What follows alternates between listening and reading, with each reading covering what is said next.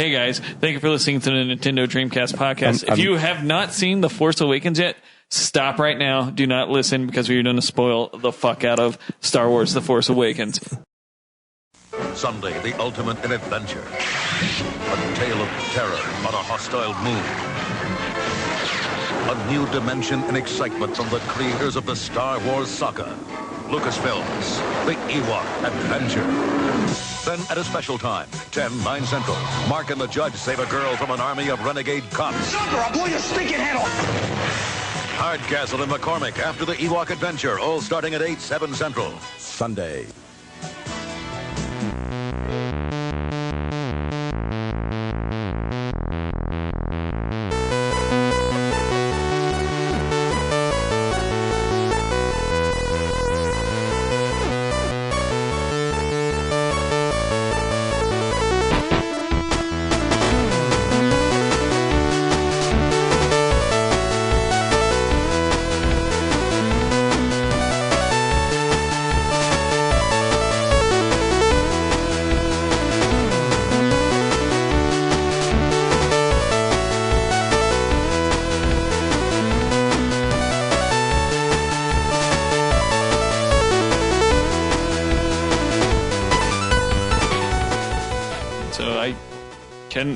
For the life of me, I do not find her attractive. Whereas, and then I saw The Force Awakens, and I really don't find her attractive now.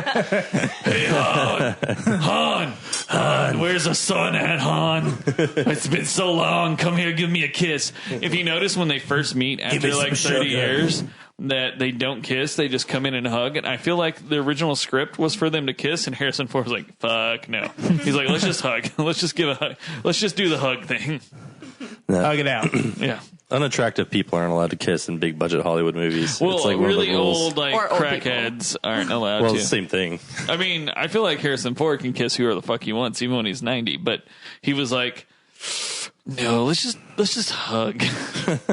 I watched a couple of videos of Harrison Ford's doing the like talk show reels across the board. You know, they always made him participate in stupid little acting scenes, like Jimmy Kimmel when he was like Chewie was trying to commit suicide and Han was egging him on, like, go ahead, do it. She was my wife, you hairy bastard. I think Harrison Ford did a really good job on the press junket, pretending like he did not give a shit about the movie. And then, like, he stole the whole movie.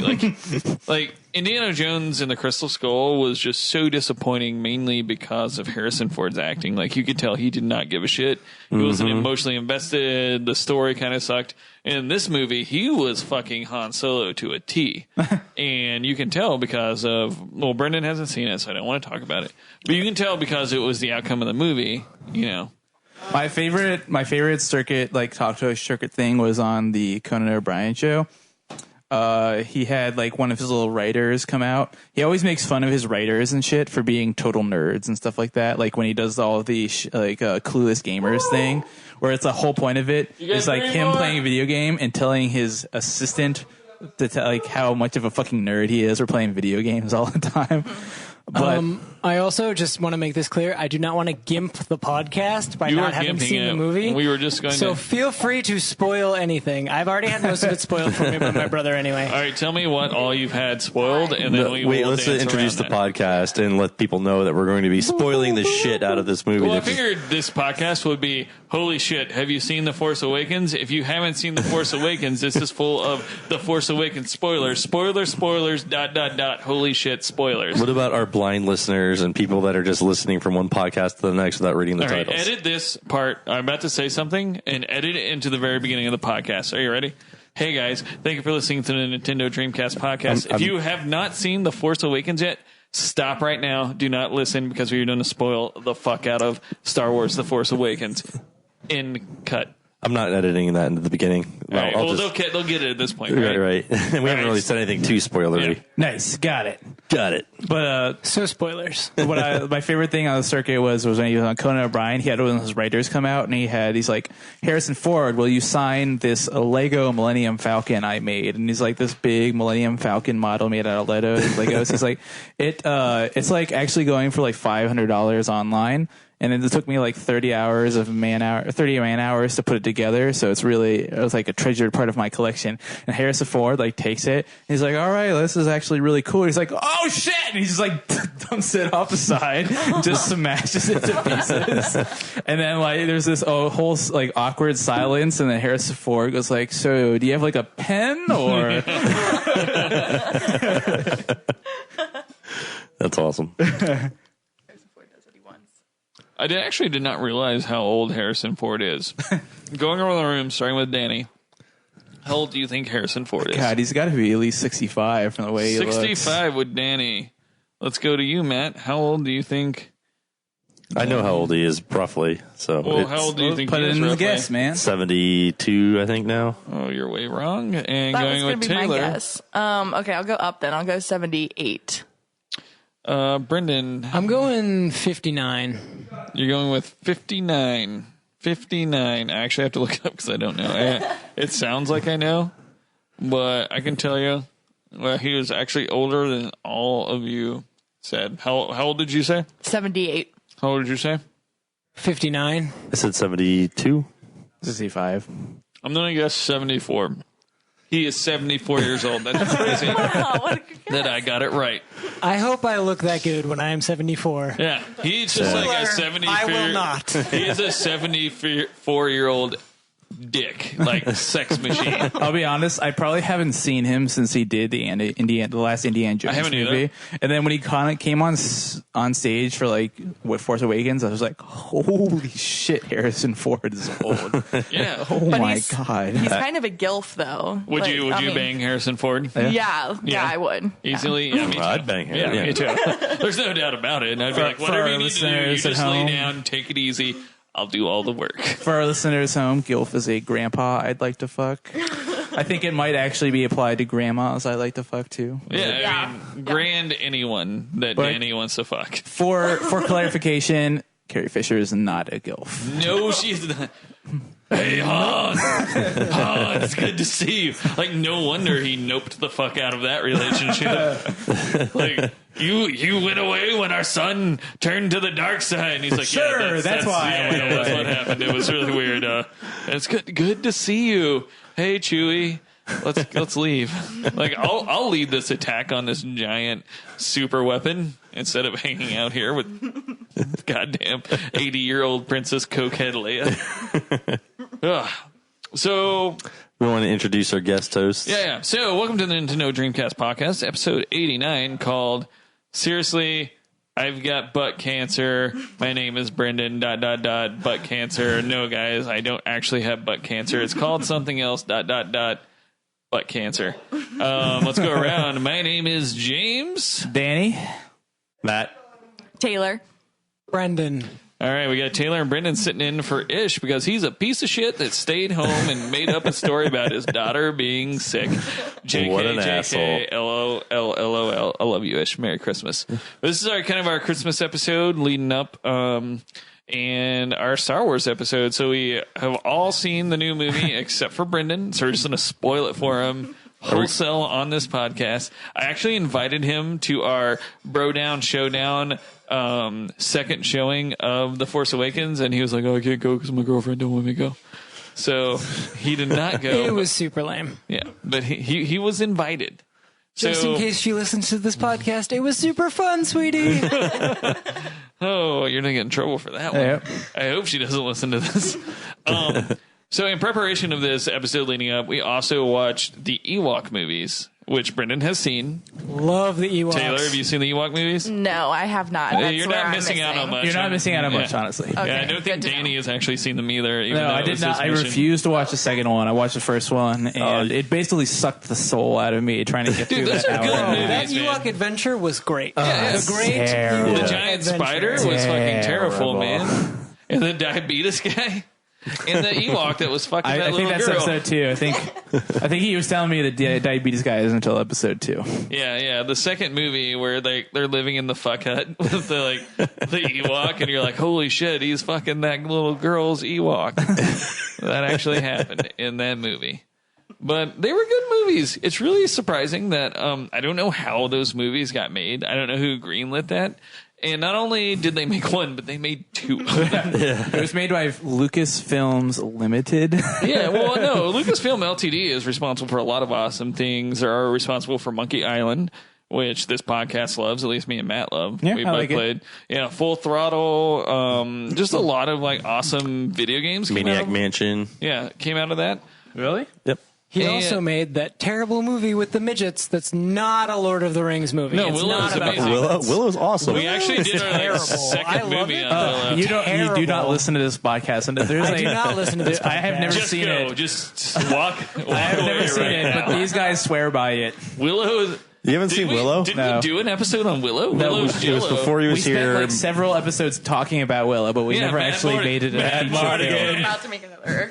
You're about to make a like Yeah, 10th fuck- episode about Willow. Fuck Star Wars. Let's just talk about Yeah. Willow again. Okay. So you really do not like Willow? I have not seen it since I was about 10 years old. Oh my! But- So I may be misremembering. Willow is the movie where there is a portal to another dimension at a KFC, correct? No, that's No, that's He-Man. He-Man. Oh, okay. Masters of the Universe is actually All right. that's what it's called. I got this, guys. So Willow was the epitome of fantasy filmmaking in the late 80s, early 90s. So what happened was that Val Kilmer and Warwick Davis got together with George Lucas, and George Lucas was like, I can recreate the majesty of Star Wars in a fantasy universe. So we're going to take these guys that aren't hobbits, but they're totally hobbits. Not hobbits, also known as nobbits. Oh God, what were they called? What was the like slang term for them? You know what I'm talking about in the movie. Pecs. I do. It Pecs? was Yeah, that was what They know- that was the they know- racist term for them. I thought Pecs was the racist term for the tall, like regular humans. That's they were called Dakinis. Yeah. So there's all kinds of like super racial slurs, which I like to think that George Lucas was sitting around just like coming up with racial slurs in his basement. So he wrote this fantasy movie racism, ladies and in gentlemen. conjunction with Ron Howard of Andy Griffith fame. Yeah. So the movie was about these group of midgets, but they weren't midgets. They were pecs. I forget what the actual real name for them was. Oh God, what was it? It was something super racist. Like I want to use that word for every midget that I meet in the future. Like I feel like it is the word that shit. What's his name? Head like an orange peel or head like What? a fucking orange. From what? Idiot Abroad, which Warwick Davis is also on. Are you talking about Ron Pilkington or what's Carl his name? Pilkington. Carl Pilkington. Yeah. But so the movie's about a group of midgets that find a human baby, and then they have to go on this adventure to take the. I don't even know what the movie's about. Where did they take the human baby? And then two little brownies, which are like full size little people that aren't midgets, help them out, and then Val Kilmer helps them, and then Val Kilmer bangs a hot redhead. Well, initially, they take the baby to be with other Daikinis because it just shows up in a Yeah, river. they take it to a whorehouse. Are they called Right. brownies? Is that they are brownies? Yeah, brownies. It's Yeah. And they take it to the whorehouse, and then the bad guys with the skull face show up, and they have to run away. And then Val Kilmer's like, hey, I know you're with like these evil dudes that are pretty much like Sauron from Lord of the Rings, but I want to bang you. And then they laugh a little bit about it. And Nelwyn was the name of the actual name of the little short guys. yeah. But yeah, Peck was the racist term. So where was I going with this? I don't know. You're just describing what the Willow film was about, or why anyone should care about the Willow film. Anyway, they were taking the baby to like a human village, and then they just get caught up in a whirlwind of adventure and then after they make that. a bunch of like really shitty action figures in Jello. Have you really not seen Willow? No. Yeah, it's a great movie. Anyway, Why would I watch this movie? I thought we did an episode on Willow. You just talk about it all We the talked time. about it for at length on one episode. Is before we were actually doing movies and before Danny was on the cast. Yeah. Fair enough. It But just gets brought up all the We time. should do an actual Willow episode, like maybe Next in time- January sometime. Next time is Willow. Yeah. You got your assignment, Danny. All right, so this is episode 89, not about Willow, but about the Ewok movies. That's what we're talking about. Mm-hmm. Star Wars. So let's start off. What we do, this is a video game podcast in which we don't really talk about video games. But Danny, what have you been playing, my friend? Just Fallout 3, Heroes 4? Or 4, yeah. Heroes of the Storm, nothing new really. You haven't gotten any farther in here, Fallout 4, right? I have not played a single video game and I played Fallout 4 for about a week, and I have not gotten to touch it. That's what again. I thought. What the fuck? Why not? I'm here all the fucking I've been on time. an epic quest to get all the character perks for Fallout 4. I don't even know there is character perks. Dude, That's I how didn't much- know either I've until been I sleeping maxed for out like 3 Piper. hours a night for like 2 months now to It's play Fallout impossible. 4. Impossible, my friend. Right. What else? So you've just been playing Fallout 4? And I got Majora's Mask for my birthday for the 3DS. For 3DS. Nice. Did you get a new 3DS? Best Zelda game, in my opinion. Well, that's why your opinion's Which one? Oh, Majora's Mask, yeah. No, it's the old one. It supports the Circle Pad Pro, which was nice. a nice surprise for me. Yeah, just been playing the shit out of that. That game, if you don't have a plan, like before you start each day or each cycle over again, like you can end up wasting like hours and hours of time because you just have to go back and like If you start a dungeon without slowing down time, and then you realize the moon is about to crash, and you're like, fuck. exactly. You almost need to like write out on a checklist of like shit you need to do like before you do. That each. sounds like a horrible game that I would I don't never know. play. I never thought it needed that much foreplanning. All you got to do is Yeah. remember to. That's the one just thing to slow remember. down time. You gotta remember to slow down Slow time. down time, Matt. Doing what you were doing. For instance, I'm in the Goron village right now, trying to If get you into could the slow Goron. down time or find a way. Never mind. There's a song that slows down time. Like a turn back time. Okay. Yeah, the there's fuck a, up, guys. Shut up. Anyway, for instance, I'm in the Goron village right now, and I'm trying to get into the fucking dungeon That's a in curse the word mountain. from Firefly, right? Goram. I You don't guys don't remember. watch Firefly? I don't Yeah, remember that. it's not quite. It was like Goron, 10 years ago. It's like Goram. Yeah, It's like Goram. Goram. That's what I'm saying. Goram. Anyway, so like you have to like climb this huge fucking hill, like that you need the lens of truth to see. So you're using a magical power while you're climbing it. It's not a hill; it's a gigantic like series of ladders, and they have like dead ends and shit like that. And at the top of these ladders is a hot springs that you need to go melt like different people that you need to help you get into the dungeon. And you have a certain amount of time after you get the hot water to get down the fucking thing and get to where you need to go.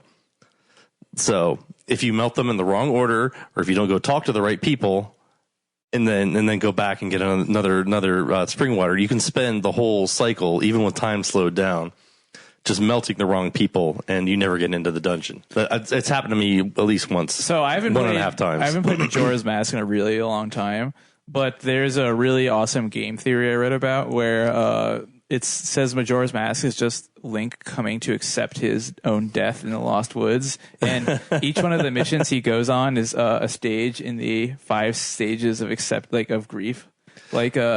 The first one is the town he starts in because the moon is crashing into the earth, and the town is all like, we're having happy festival time. Something's wrong. And it's like supposed to be the stage of denial. And then like Goron is like anger. The water people are like depression and stuff like that. That makes sense. Yeah, I could see that. I actually really like that theory. Yeah, and I'm not trying to like downplay. It's a really good game. Like it's really cool to be able to be a Goron and a Zora and a Deku Scrub. I haven't been to Zora yet, but I've played it before. I never beat it, and it was like a long time ago. I forgot what stage Dekus are supposed to be. It's denial. What's the second? Is it anger after that? Yeah, anger. And So then Deku would probably be anger. Oh, bargaining is what the stage is. Oh, Deku would be yeah. bargaining. Yeah, something like that. But it's a great game theory. I recommend looking it up. Yeah, that sounds cool. Yeah. It is like a super dark game, and everybody in it Super is dark. like, I don't know, like kind of evil and creepy looking, and I don't know. It's the most depressing Zelda game ever made. Taylor, what have you been playing this week? Do you play Any video video games at all? games? You don't have to make anything up. It's okay. You say I haven't played anything. I play The Sims. You played The Sims? Oh yeah. That's All right, let's That's as far as I Sims- go. I've never played I would that. like to get into this. Okay. So Is there a let's start. Sims 4 right now? or is it Sims 3? Yeah, which 4. Which Four? iteration is Sims 4? There is a Sims 4. Do you have a family that you built up? No, I actually don't like to do families because I'm not like a kid person really in life. So you have it's like a single lady in her home. You're Yeah, more of a pretty like. much. You're more of a like Does she a have a making. good career? She's independent. She doesn't need any men in her life. Yeah, you don't need no men. She's an doing it for independent, herself. fierce woman. Should you ever like bring guys back and then you just ask them to get in the swimming pool and take out the ladder so they drown to death? She's an evil spinster that murders dudes in their house. You got it. You nailed it. Yeah. No, honestly, I just like to get achievements. It like makes like me Oh, yeah? feel good that like Yeah. my fake sim character got to like 100 logic by playing hours and hours of chess. Like, She did really good. By herself, like she plays both sides of the board. You can, yeah. You just have them play chess by themselves Nice. for hours, and then they're like a rocket scientist. And Yeah. it's So, mainly why doesn't life? How work many out? hours of Sims have you played, do you think? Not a lot recently since I was like in school and working, but when I'm on my downtime, it's kind of an obscene amount that I'd probably like rather not share. Do you like the whole interior design thing? Like build out your house to be really nice and awesome? Yeah, I used to, not so much anymore. I don't know why. I think I got like tiresome, and then I felt like the technology to build houses kind of sucked for a really long time. So maybe with Sims 4, we'll see how into it I get. Oh, I thought Sims you were 4 playing new? Sims 4. It's not that new. No, I still have The Sims 3, but for like my own Christmas present to myself, I'm downloading The Sims 4 Yeah, since Sims I'm 4. done with school now and have all the hours back. There's a lot of expansions for Sim 4 that are really interesting, like ghosts. You can have ghosts living in your house. Yeah, that'll be cool. So that's my life. Is there a Willow expansion where you have like hobbits and brownies? Let's make one. Let's see if we can get that going. Modders, get on this. I need a hobbit size expansion for Sims 4. Brendan, what have you been playing, man? Do you play games? A Yeah. little Mountain Blade, So I just finished Crusader Kings, Divinity Original Sin Enhanced Edition. Oh, wow. bringing the big guns. And I play a lot of Mountain Blade. James knows this. I also play an obscene amount of Crusader Kings 2 and Europa Universalis. Whoa, back up. What is Europa Universalis? I knew. Europa Universalis is this. It's an epic strategy game that's pretty much the same as Crusader Kings 2, but it's set in the Renaissance. So it's got a lot of different game mechanics. It's got different mechanics for like how do you expand your territory, like what causes for war can you use, and like different types of government you can use. It's probably just a generically like overall better game than Crusader Kings 2 because it's newer and it was sort of designed as sort of the spiritual successor to Crusader Kings 2. But they've done so much with the like expansions for Crusader Kings that I still play both. Have you ever played any mods for Crusader Kings 2? I played the Game of Thrones mod. I was about to say there's a really famous Game of Thrones really mod for good. Crusader Kings 2. It's the only reason I know about the game. It's really good. I also played a Warhammer mod, which was terrible. But other than that, like I'll accept that, most of the things that are in the game are all I really want. Because I am a huge medievalist nerd. Yep. So I just like love all the things about medieval Europe. and the Game of Thrones mod, incest. You're really into that, I've heard. Not that much into the incest, no. Don't lie to me. Sure. Yeah, nobody judges. Brendan. I'm not sure you're actually like. I don't think the game allows you to marry relatives. Really? Although, actually, no, that's not true because there's a special achievement for having an inbred heir. How would you know There you about that? I looked at all the different achievements, and I may Brendan. have achieved incest. And Brendan. inbreeding. Well, when you play a Muslim character, there are certain like Muslim factions that actually like if you marry your sister, you get a huge Stop recording bonus. right now. I do not need a jihadist on our shit. Jesus Christ. Don't say the M word on American air. son. Yeah. So wait, Trying to get us all murdered? what is Mountain Blade then?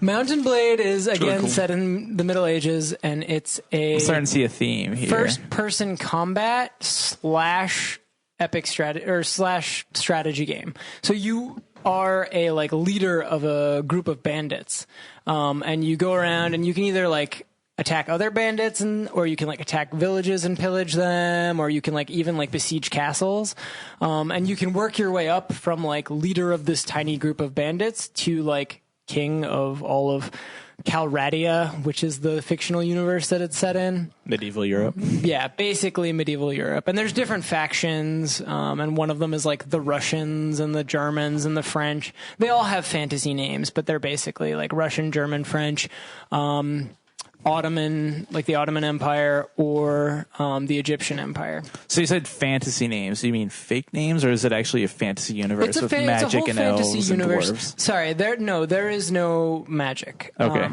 And there are no other races besides humans, although the different factions are How do you kind of different define races. fantasy universe, Brendan? I define it as like like alternate reality. Okay. So like it's a universe that is sort of similar So to ours. fictional universe. It's a fictional universe, which is I fantastical. actually agree with Brendan in on nature. this one. Is a fan. I think anything that is not our universe is inherently a fantasy universe. Okay. Thank you, James. You're welcome. This is the one time I'll agree with you. I feel so like Matt's on my cherish side it. about this. We're not gonna. I we're not gonna do. push your issue. But, any yeah, I don't want to further, argue about it right now, but I definitely want. I definitely want to think about For it. the sake of argument, I think that any alternate reality is in itself a fantasy universe because it's something that we've envisioned either different because we want it to be better or because we secretly want it to be worse. So either it's like our regular post-apocalyptic universe or a universe in which unicorns run around. Those are all human fantasies. I Argue consider this, them please. all fictional universes. Sure. Well, everything that is not Fantasy- real is inherently fictional, but I feel like these universes are inherently fantastical. Yeah, see, I think in order to be fantastical, it has to have some. Some aspect of our universe that doesn't exist. Sure. Do you think like so you wouldn't consider Fallout 4 a fantasy universe? I would, because it has super mutants and it has really? laser weapons and it has things that don't exist. So like the Man in the High universe. Castle. Have you watched that yet? That would No. that would be a fictional universe. No, it's a fantasy universe.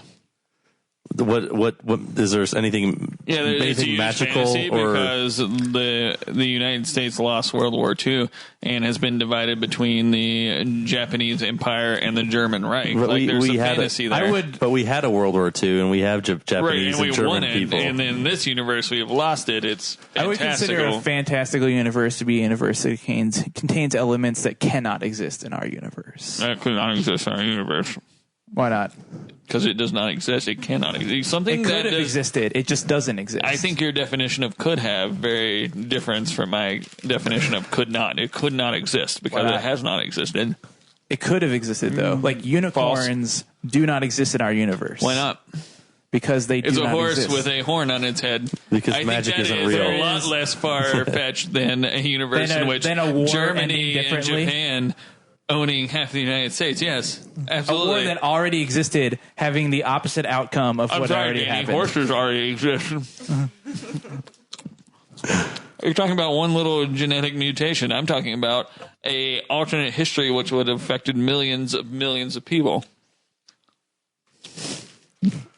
Unicorns, in my opinion, are a lot are a lot more possible than a universe in I which feel like hardworking the real- American blue-collar men would lose a war to a bunch of Japs. I think where we're disagreeing here is whether or not fantasy necessitates the impossible.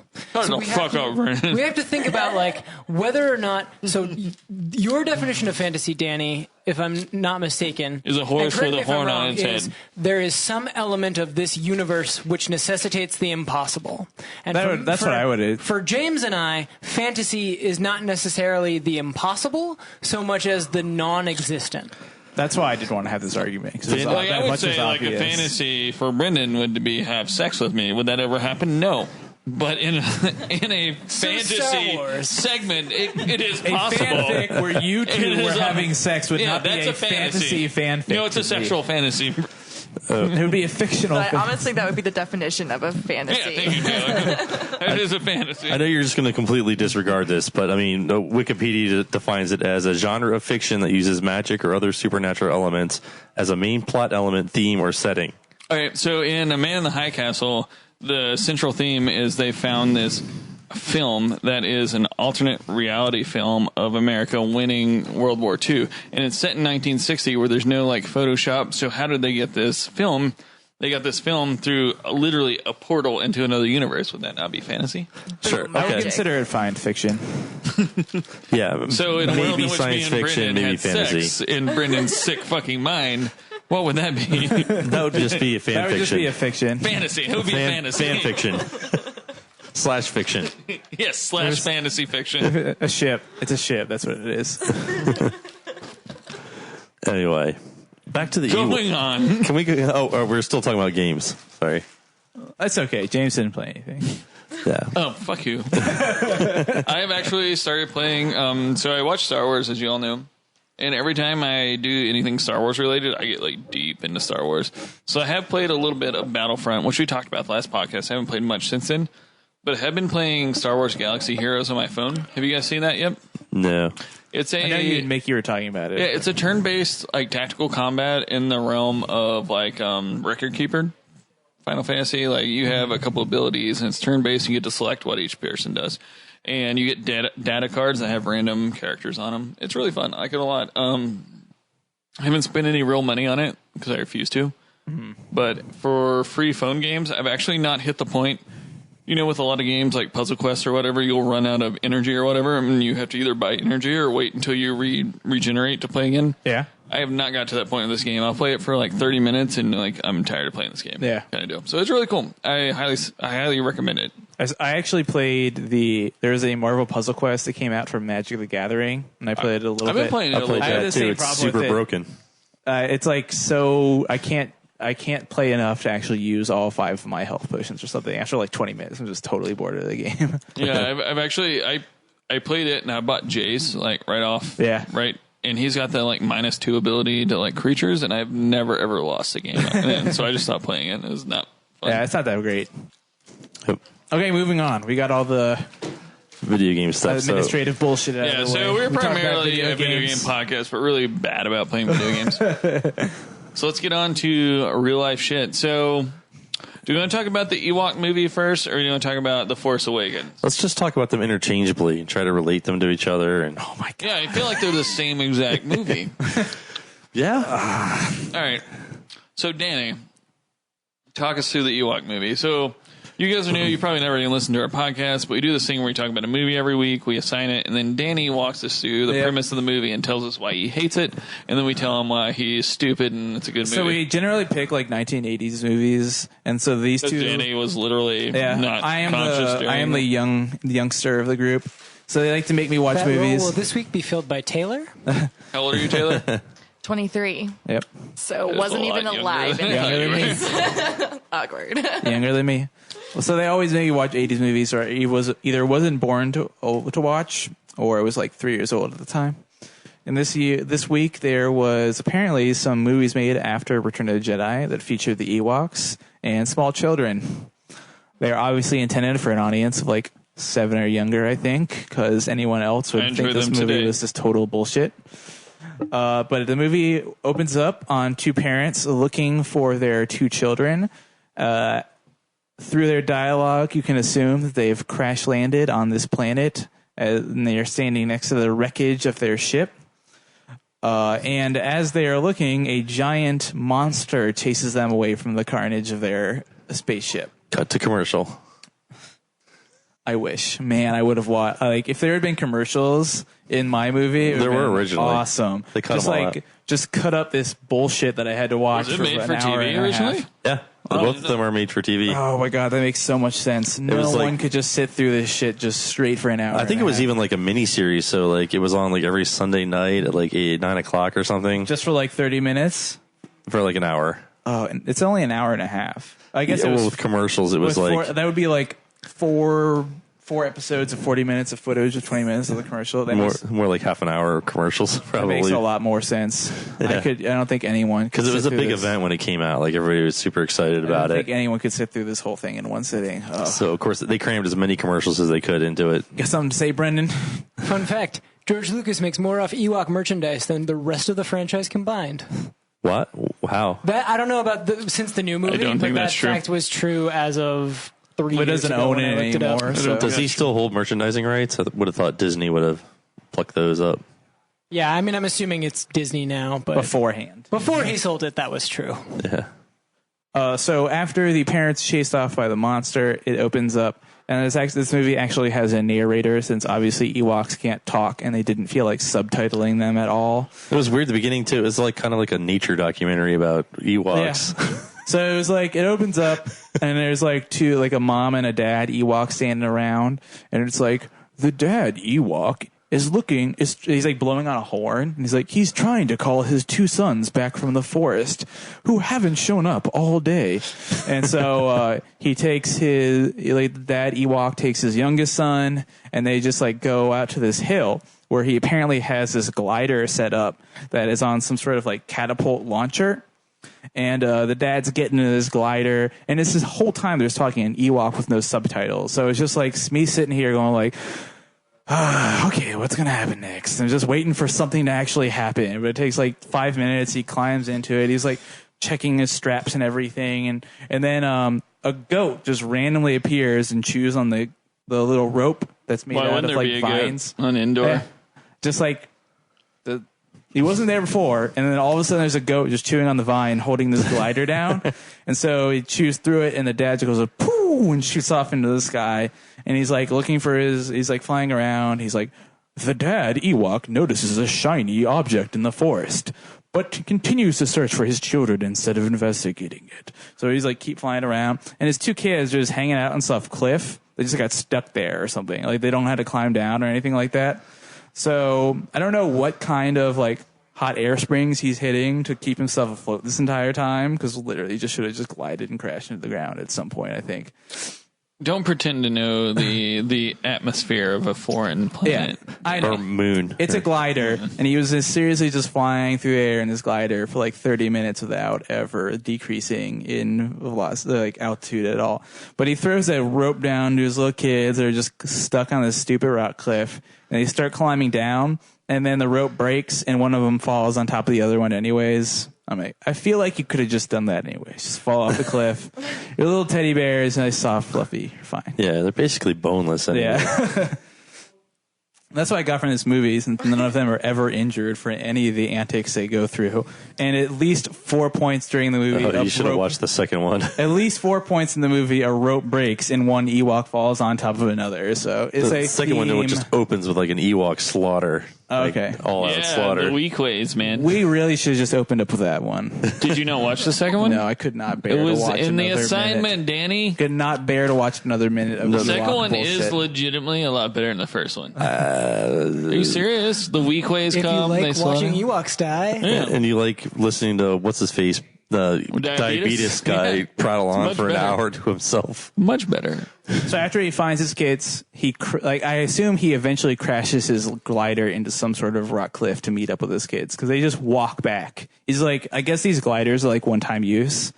It's like they fly them, crash them, and say, fuck it, I guess I'll buy another glider if I want to fly again. So because they're like walking home, and they stop to investigate the shiny metal object the dad Ewok saw on his way up there. And it's the crashed ship of the parents. And they're like, let's go in and look at this. And behind some sort of like panel, there's like a little girl. And so the Ewoks were like, oh, little girl, like pat you on the head. Aren't you cute? And she's like, I like teddy bears too. And then this boy busts in dressed as a rebel assault pilot, basically. And he's got a gun in his hand. He's like, get off my fucking sister. And he's like shooting the gun off in the air. And he's going to really come to regret that later on, because he like needs the gun and it's all out of juice. So that sucks for him. But the Ewoks like managed to tackle him to the ground and tie him to 2 sticks basically, and carry him back to their camp, while the girl is like, I'll just walk with you. You guys are nice. And you find out the girl's name is Wicket. The boy's name is Mace. And he's kind of an Named asshole. after Mace Windu, probably. Yeah, probably. That's what I was thinking. He's like, the boy is a total asshole. He's got like no sense of like caution whatsoever the entire film. they should have just named him Angst. Yeah, he really is. He's like the angstiest like little 11-year-old you ever met. And he's like just constantly throwing himself into danger when he has absolutely no need to whatsoever. He also gets murdered in the beginning of the next movie. Oh, and it's thank like, God. you're like, yes. Thank God. So Mason, Wicket are at this little Ewok village, or at least a hut, I guess. And Wicket is super sick, so they're like giving her medicine, and but they run out of medicine. They need to go find more medicine, so they just have tree sap as medicine because they're fucking Ewoks. So they go to this tree that they have a little sap thing set up on. And they start draining the sap, and it's the dad Ewok and the 2 or 3 sons. And Mace just fucking wanders off. He's like, I know. I am like taller than all of these guys. I know what I'm doing. I am the adult in this party or whatever. And he sees like this little cute creature in this little hole in the tree. And he's like, what the fuck? Why is the little cute thing in this tree? He says all kinds of racist shit about Ewoks, he's too. He's like really, really bad. He's like a terrible human being. Like what? I don't remember anything exactly. Just Like he calls them like carpet face and fur balls and stuff like that all the time. Oh, do you think is that a racist term? Or You think, or is it maybe like you a think comically endearing term? I don't think they There would is find it nothing comically endearing endearing. about this yangsty little teenager. Yeah. Carpet I face. was glad when he died. I'm not gonna lie. Whoa, spoilers! Shit, can you title this episode "Spoilers for the Ewok Adventure"? Jesus Christ, Brendan, just ruin it. I already said that. There's like this little thing, and it looks like a little tiny like squirrel or something, and it's in this hole in this tree. So he's like, I'm just gonna reach in and fucking grab this squirrel with my bare ass hand, and he grabs How else it. would you grab a squirrel? I don't know. Why would he want to? Like It's a he's squirrel. like, He just wanted to pet it. Man. no, he didn't. He looked like he wanted to like strangle it or something. Maybe he was hungry. Some meat. So he Squirrel like meat. reaches into the hole in this tree, and he's like, "Oh shit, something's got my arm!" And he's like, and he's like, "Help, help!" And the fucking Ewoks have to come and help him. They like hit the tree really hard, and I guess like the loud noises like startle the thing because it turns out it's like I don't know some sort of alien sort of monster where it has like the little cute little thing as a tongue or something. Mm-hmm. And it just sticks his little tongue out to attract prey, and then like when they come to get the little cute thing, it's like bites down. It's like a big like moray eel sort of like thing that's got That lives in trees. that lives in trees. Yeah, It's it makes sense. clamped onto his fucking arm. He really should have lost an arm. Yeah. They like beat the shit out of it with sticks, and then the moray eel like lets him go and goes back into the tree, and his like whole sleeve is gone, but like there's no visible bite marks or anything. He's like, I'm fine, I'm fine. So they go back to the village, give the Wicket more medicine. She's like, I'm cool now. I'm good. I'm all healed. And Wicket loves the Ewoks. She's like, they're like little giant teddy bears. You know, she's like 6 years old. That's what little 6-year-old girls would think of Ewoks. And like, even though James says it's a grown ass Ewok man, he's Yeah. like 57 years old. Yeah. He doesn't want none of your shit. It's a full dude. That Yeah. Ewok was trying to fuck that little girl, man. Wicked is the Ewok's name, I think. No, Wicked Wicked? is actually the Ewok's name. Oh, yeah. what's the girl's It's actually name again? played by Warwick Davis. Sindel. Sindel, that's it. Sindel, okay. yeah. So Sendel's a girl's name, and Wicket is the youngest Ewok, is it? Yeah, he's the Ewok from Return of the Jedi that they meet and communicate with. Wicket.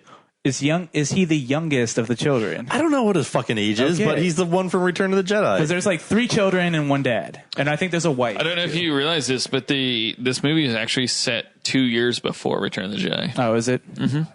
And Sindel in the expanded universe actually ends up leaving Endor and becoming a a full-blown reporter, media talking head in Coruscant.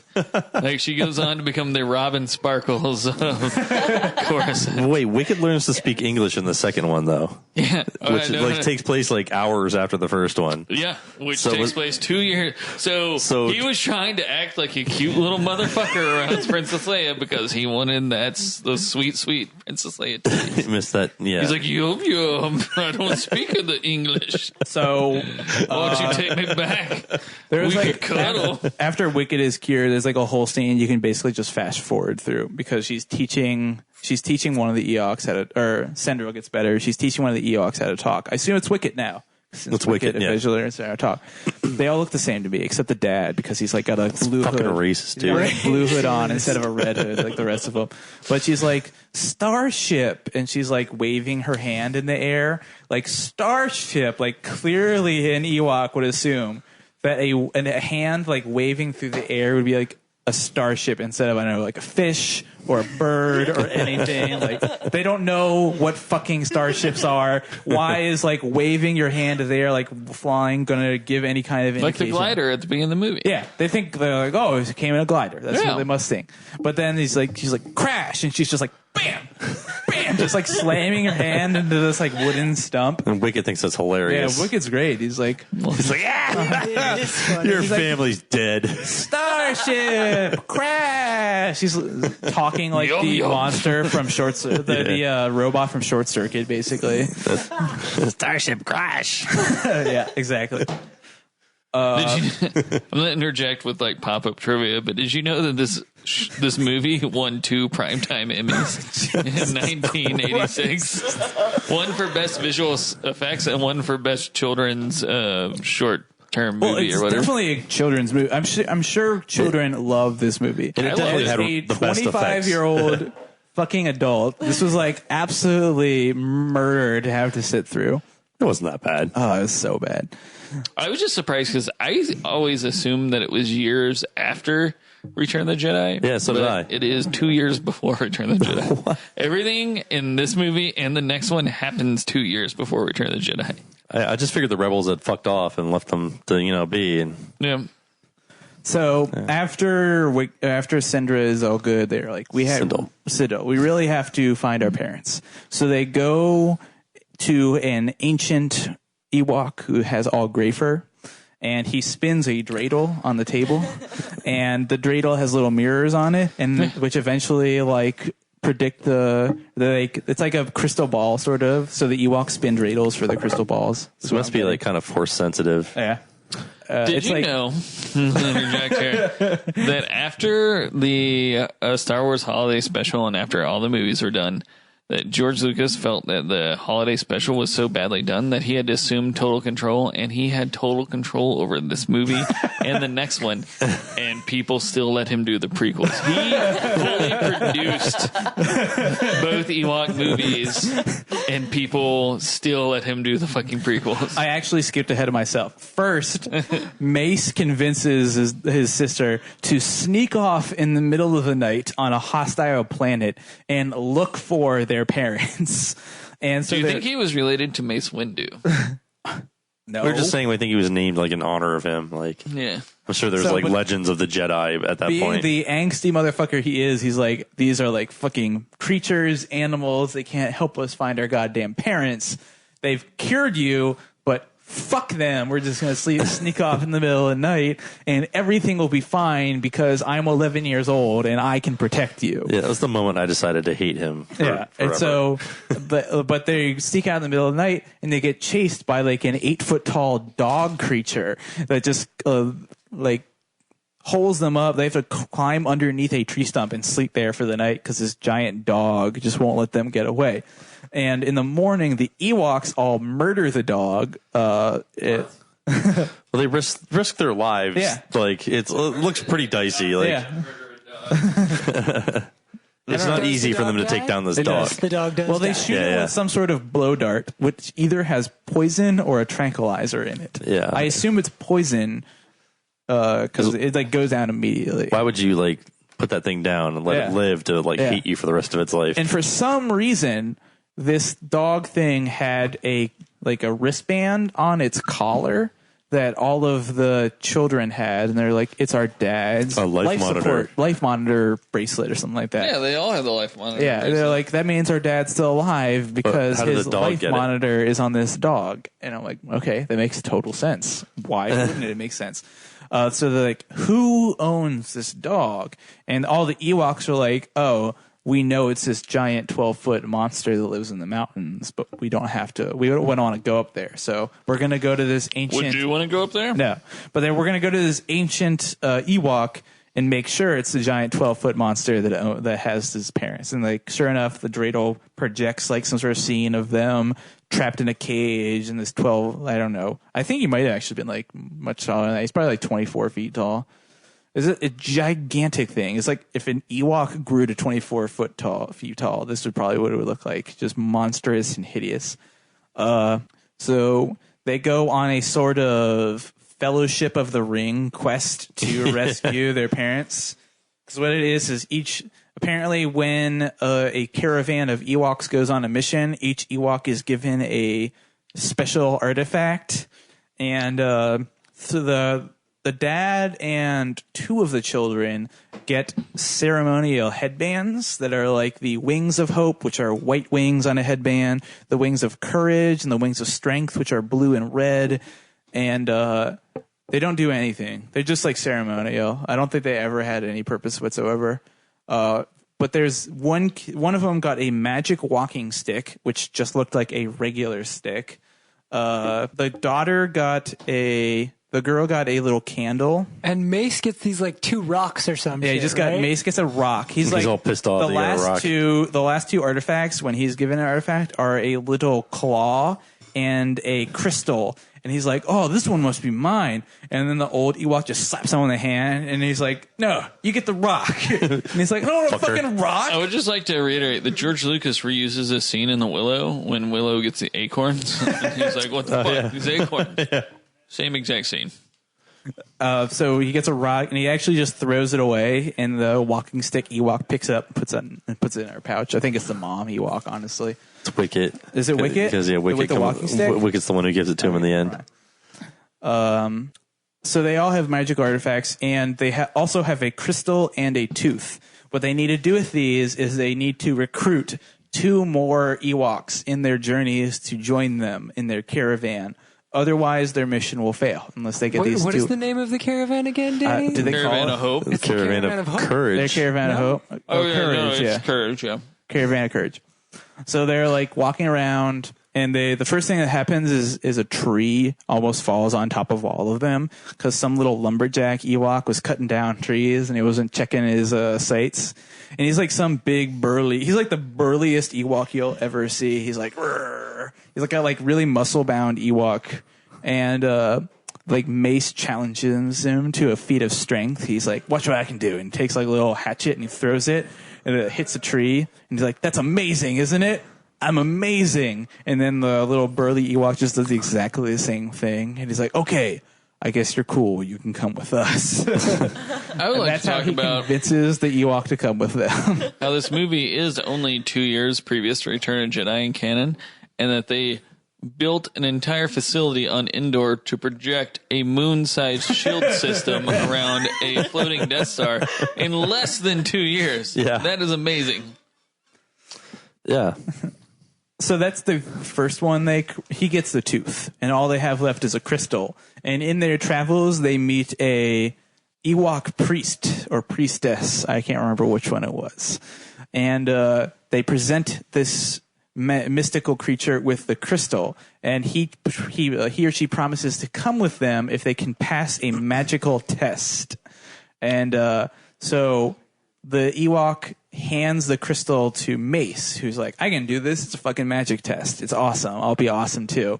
And the crystal turns into a lizard in his hand. He drops it, and he's like, you know what? Fuck this person. I don't think they're actually going to come with us. Let's just fucking leave.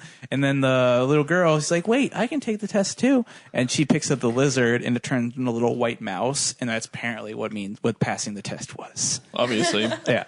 I'm sorry that you couldn't understand the test. You So didn't take it out like, on the movie. oh, the crystal turned into a white rat for you. That means you passed. Let's go. It was a test of humility.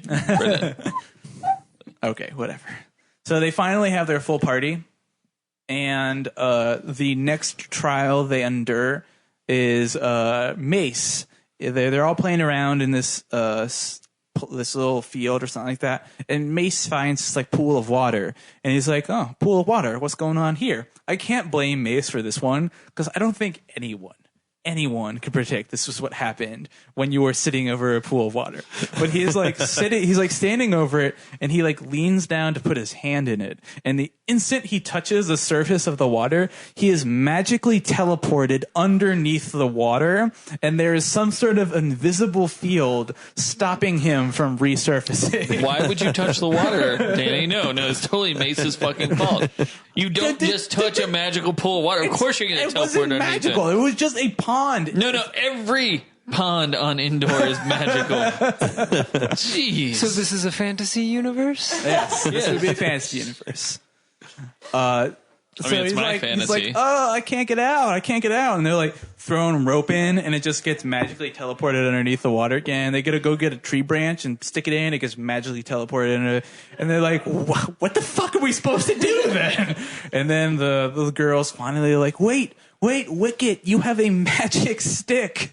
Put Obviously. the magic stick Wouldn't in the that water. not be the first stick you put in the goddamn pond? Why are they throwing other shit in? Put the magic stick in first. Well, you don't want the magic stick to get teleported. No, it's obviously it's not magic. going to. It's a magic stick. If I have to stick a stick into a magic pond, it's going to be the magic stick. So they put Also, the how magic much- stick in, How much were they really concerned about saving him, though? Like, if you They're were going to probably pick the magic stick or Yeah, they could be like, no, we can't help you.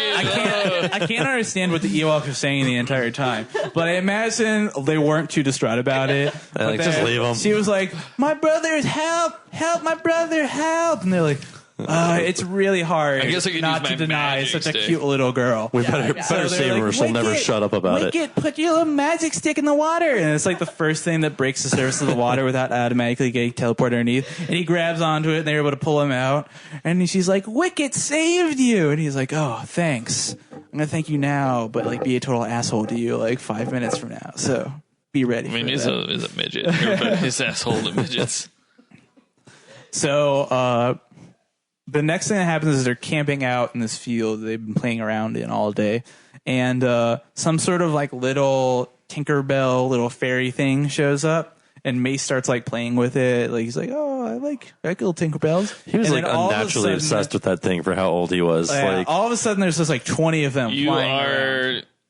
I mean, these Ewoks are a lot older, man. what?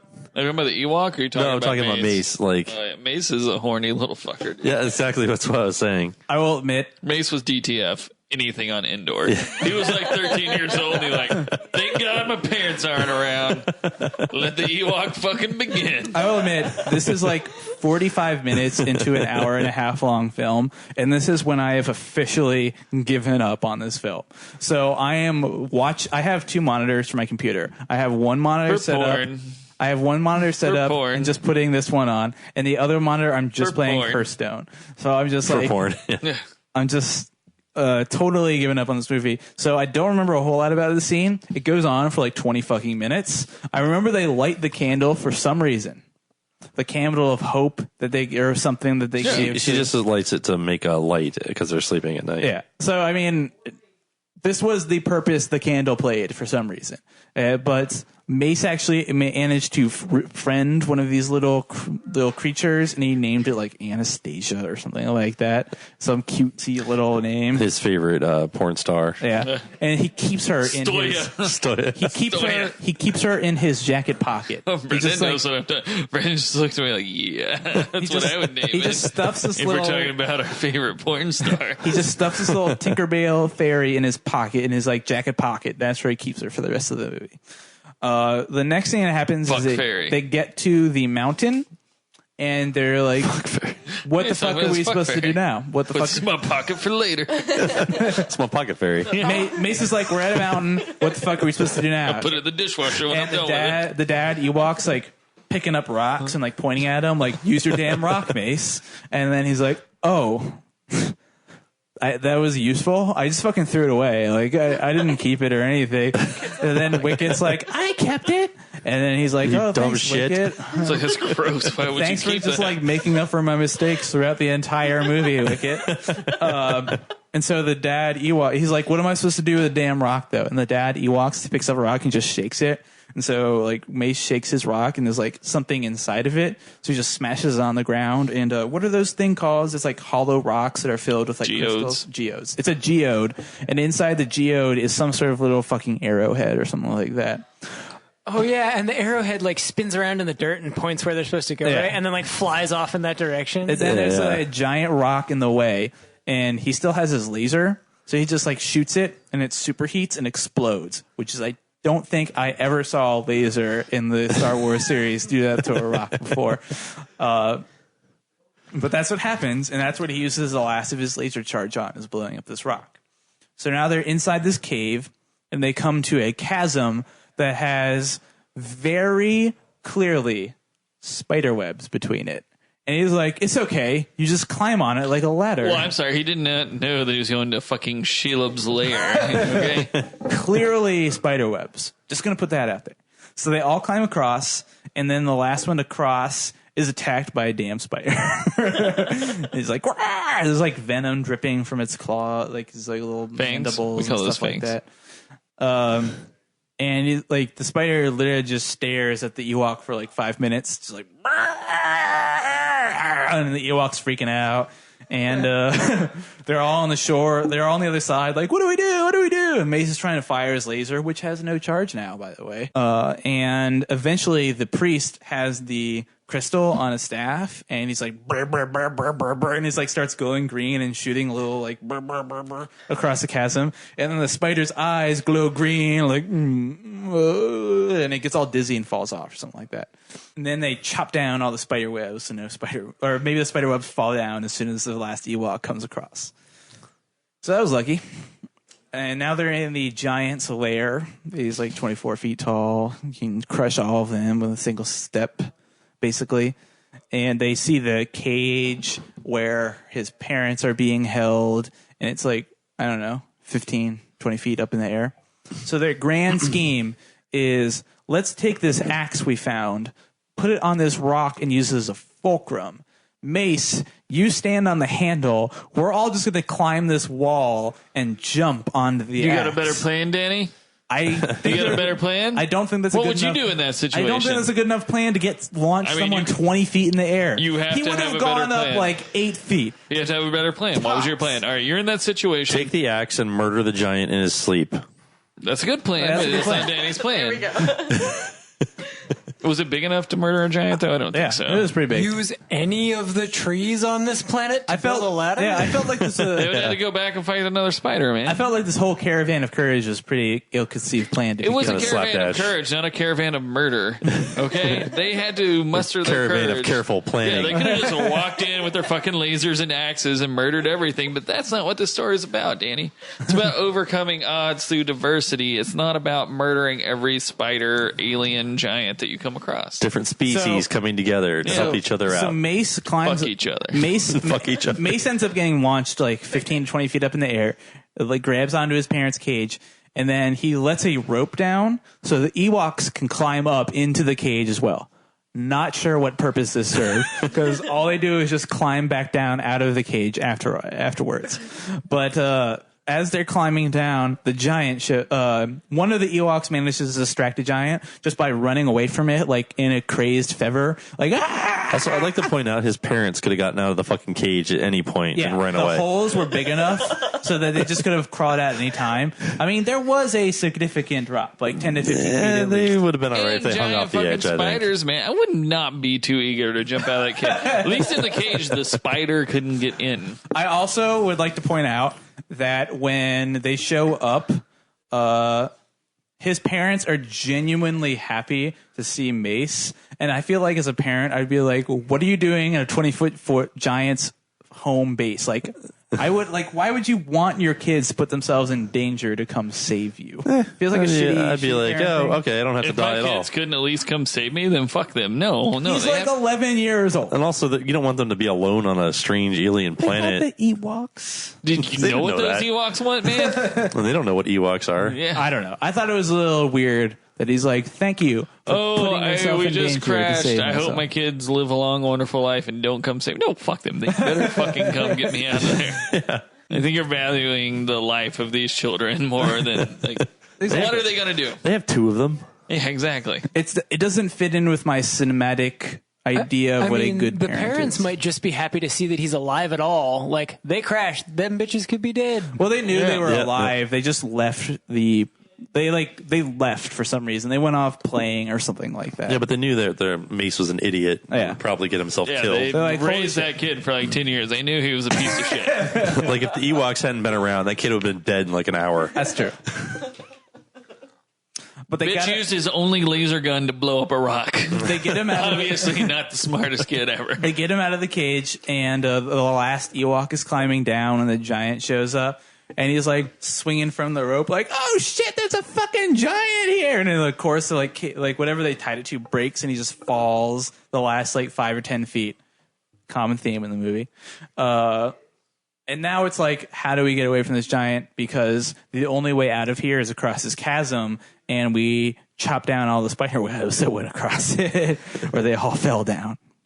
Yeah, that spider was horrifying. No Yeah. lie. You would have cut down those spider webs, man. So what they decided to do was there's like a bunch of steps leading down to the chasm. So they just stretched a rope across it and waited for the giant to walk down the steps and tripped him.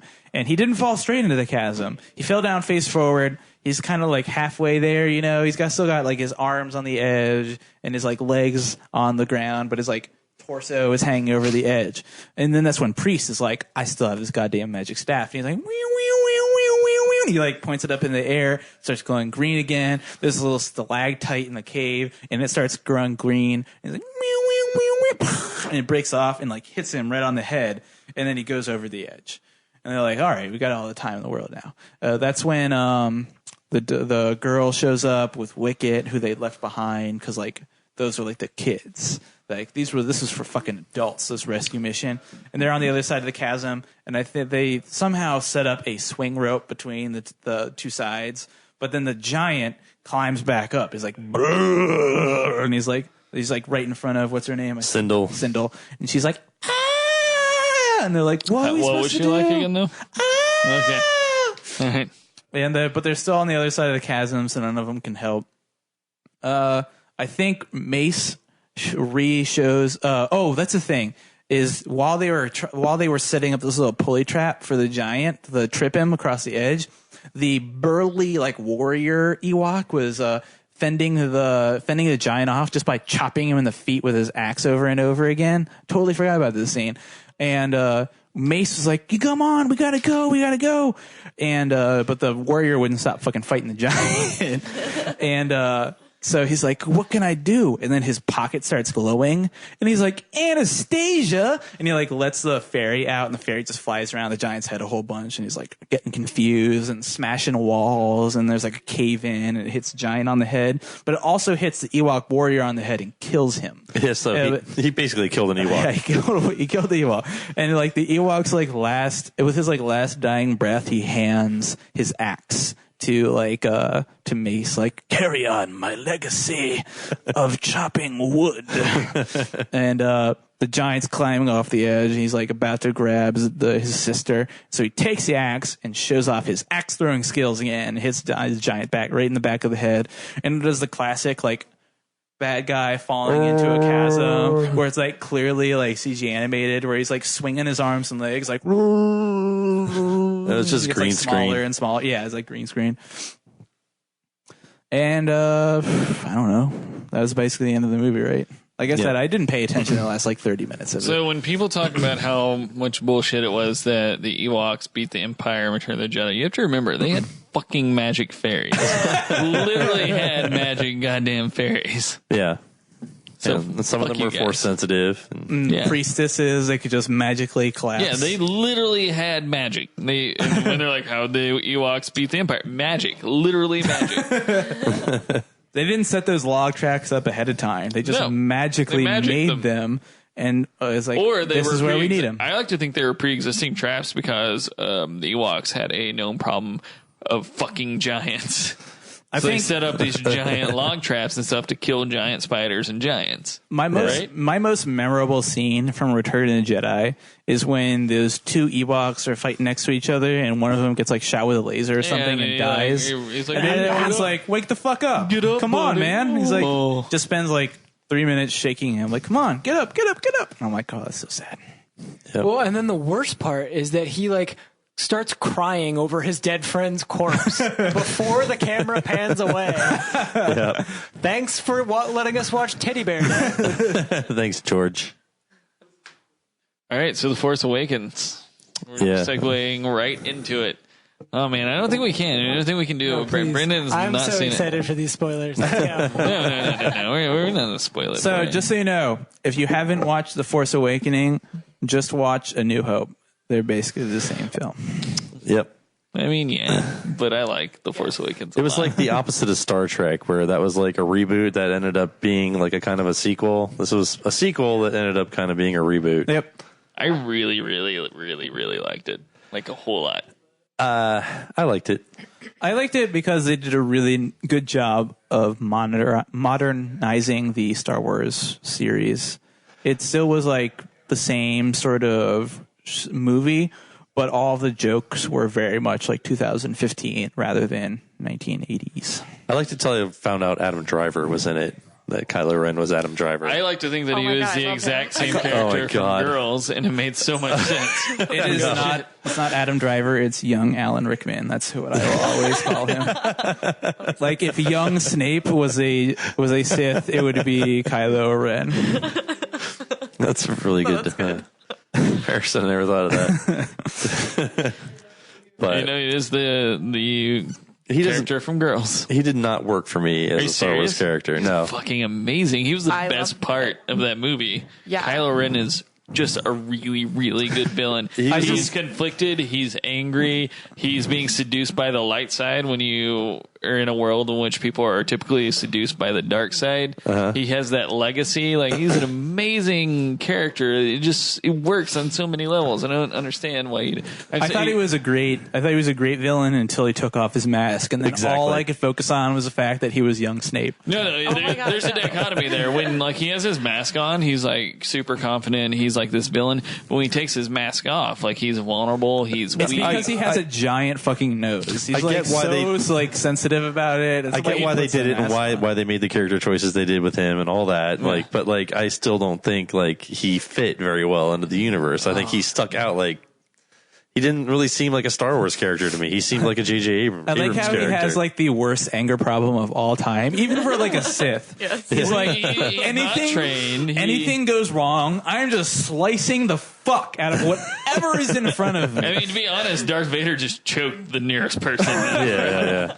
At least he That was like a sophisticated outburst, though. Like he's just like, and he's just like, what happened? He just threw a temper tantrum. We couldn't get the droid, and he turns on his lightsaber. He's like, "Goddamn fucking computer console! God damn it!" And he's like, Hey, "I don't know how important this thing is to the operation of this Battlestar, but I am just chopping the shit out of it." I feel like his whole character is just like emotionally stunted at 13. Yeah. Like he's Yeah. constantly 13 for the rest of his life. yeah. He's He's like, he goes into the prison, and Rey has disappeared, and he's like, "God damn you, chair! Why the fuck can't you hold prisoners better? Die, chair!" And the best scene in the movie is the stormtroopers are like, walking by, like, nope. Yeah. He's Turn like, around, go the other way. he's like, he's in his interrogation room, just like yelling and chopping the shit out of this chair. And two stormtroopers are walking towards the room in the hallway, and both of them hear him just like yelling and screaming. And two of them just turn around and walk the other direction. Like, I know this is on my patrol, but I will go around this particular For hallway. me, what Kylo Ren did that no other Star Wars villain did, like, one of the biggest weaknesses of the prequels were that for whatever reason, Anakin went from total good guy to asshole in like 2 seconds with no kind of transition. Darth Vader in the original trilogy was just an asshole who all of a sudden decided not to be a bad guy at the very end. Like, the transitions were very weak and very forced. And Kylo Ren showed me like a character like in his prime that was obviously conflicted. And it seemed like, you know, I like that every time he takes his helmet off and he drops it, there's like this giant audible thud, like a giant fucking burden that's being lifted from him. And it's just worked for me as a character that had depth, where the other Star Wars villains are very cookie cutter. But he's like clearly... Like, I think that's why he stands out to me and doesn't seem like he's part of the Star Wars universe, because he's so not an evil caricature. right. Because I mean, Star Wars is part space opera, and part of a space opera is you have like kind of a flat, shitty, evil character. Fair enough. I know. It's weird. It's weird to say that I want him to be more. I don't know what the word for that would be. Evil? More stereotypical. They're human. But the Less human. the scene with him and he's Han. too human. For He's you. too human. Yeah. The scene with him and Han at the end was just like beautiful. Like, I just expected, like, I won't Oh go my into God. spoilers, but I just expected it to just like end like it would end, you know. But it actually, like, there was like depth there. which I totally saw that coming. Well, yeah, I think everybody yeah. did. As soon as you found out who it was, you're like, okay, that's how that's going to happen. Yeah. But the scene was done really, really well. They could have done it a lot of different ways that would have sucked, but I think it did a good job. Yeah. I feel like he's going to be the one that like inadvertently lets the light win. Like, he'll kind of go along and like try not to. But if you look at all the like his interactions with Rey in particular, like he's like fascinated with her. Like at the end, he offers to like be Hey, her bro, you teacher. can come hang out with me. I think he just wants to bang her. He's like, yeah, we could totally be Yeah, like, but I how could much- totally teach you. How much is he gonna, like- juice, Ray? So the great thing I liked about the final scene between Solo and Kylo Ren is like he's like Solo's got this like Leia was like, there's still good in him. If you talk to him as a father, it'll like come out in him and stuff like that. And like when he like stabs him through the chest, you have this Han Solo has this Spoiler, Brendan. Han Solo dies. No, he has this look on his face like Maybe. he just like what I read in his face was just like, oh, fuck you, Leia. It's just like that's exact. Like he wasn't. I don't feel like he was angry at Kylo Ren at all. He's like, oh shit. Fuck you, Leia. Got played by Leia. God damn it. Why would I ever listen to you? Leia knew exactly how that was going to go down. It was like, and since we're going to go into it, but what I liked about Han Solo's character in this movie is that when like they're on the Millennium Falcon, they're like, Luke Skywalker, and he's like, yeah, I know Luke Skywalker. Like, I think he said it in a term of, yeah, I know Luke Skywalker, the asshole that turned my son into a giant Sith fucking lord that's going to murder everything in the universe. Yeah. Like, he wasn't like, yeah, me and Luke had a good time. We like ran around like with each other. And he saved me from carbonite once. And the thing that I don't like about Han dying in this film is I wanted to see that confrontation between Han and Luke, where he's like, hey, asshole, thanks for like taking my son away and turning him into... I'm not convinced he's dead because they dropped him off a cliff. Oh, come on. Whenever you drop someone off a cliff, they come back. Dead as shit. The thing that Han Solo, like Harrison Ford agreed to be in this movie because there's the classic argument why for the past 30 years, he hates Han Solo. Like, people talk to him about it, and he's like, it's a one-dimensional character. I didn't like it. He wanted to be killed in Return of the Jedi, and George Lucas wouldn't let them. Like, the guy that wrote Return of the Jedi, which is the same guy that wrote Force Awakens, originally wrote Han Solo's death into Return of the Jedi, and George Lucas was like, nope. There's no future in dead Han Solo toys. Yeah, so when they brought him back, Harrison Ford was like, I will come back. You have to kill me. And they're like, done. We also cannot afford to pay you for more than one movie, so that works great. I haven't read that. Where'd you read that at? I just read any interviews with him over like, he is notorious, like, I like Indiana Jones, but he's always hated Han Solo because he felt that Han Solo was like this one-dimensional character that was like scoundrel good guy that couldn't be hurt. And that he felt like the character, like the natural progression of the character would be that they come back and save him, Return of the Jedi, and then he ends up dying, blowing up the shield generator, and that's how they get it offline. And that's how they originally wrote the character, and George was like, no. Yeah, that would have actually made more sense in that movie. Yeah. Yep. Yeah, but George was like, nope. Gotta sell them Solo toys. I think Adam Driver did a really good job. I think he did a really good job, too. I understand what you're saying, that you don't feel like he fits in because he has dimension. Yeah. Which is typical of a Star Wars villain.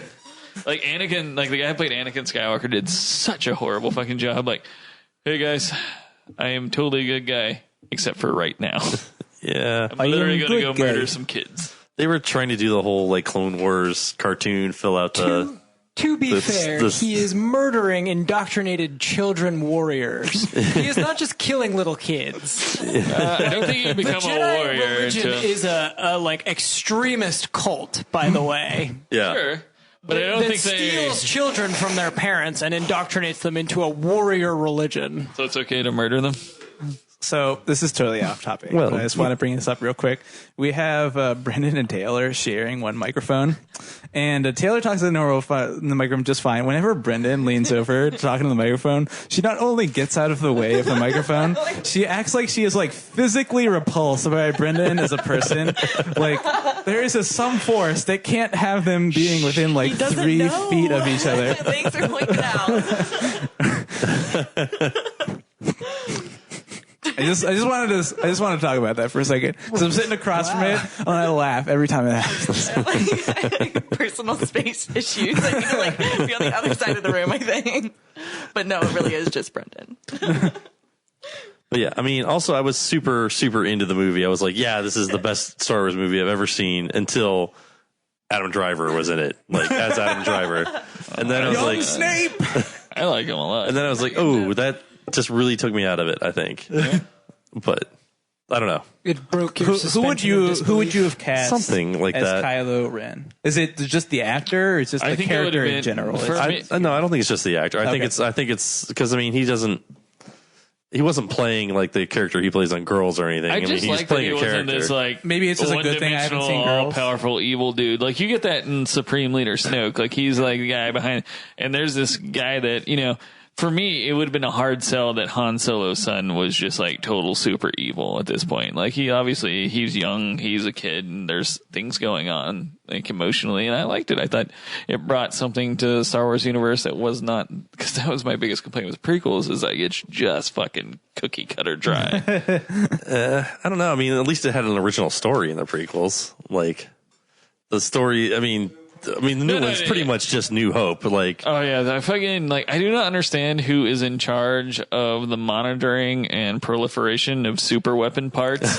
in the Star Wars universe, but they should be fired. I guess this is the third super weapon in 7 movies. Like, well, they have a huge smuggling problem. I mean, like smugglers are just everywhere. Like, Any planet you land on. Giant cannons the size of moons at this point. We were talking about this earlier, and I'm like, I'm sure the way I see it is after the second Death Star, there was definitely like a clamp on like any kind of like thing that generates lasers, giant lasers. But they're like, that's why they had to work around that like embargo. So like, you know what? We're just going to buy a whole bunch of batteries that can store energy. No one's going to suspect a thing. And then instead of generating laser energy, we're just going to suck it out of a goddamn sun and then shoot it. I would think whoever's like the Galactic Safety Commission would come in and inspect this fucking Star Killer base and be like, there is not a single handrail on any of these goddamn bridges. Like, how is that even a thing? OSHA would be on top of the First Order in a heartbeat.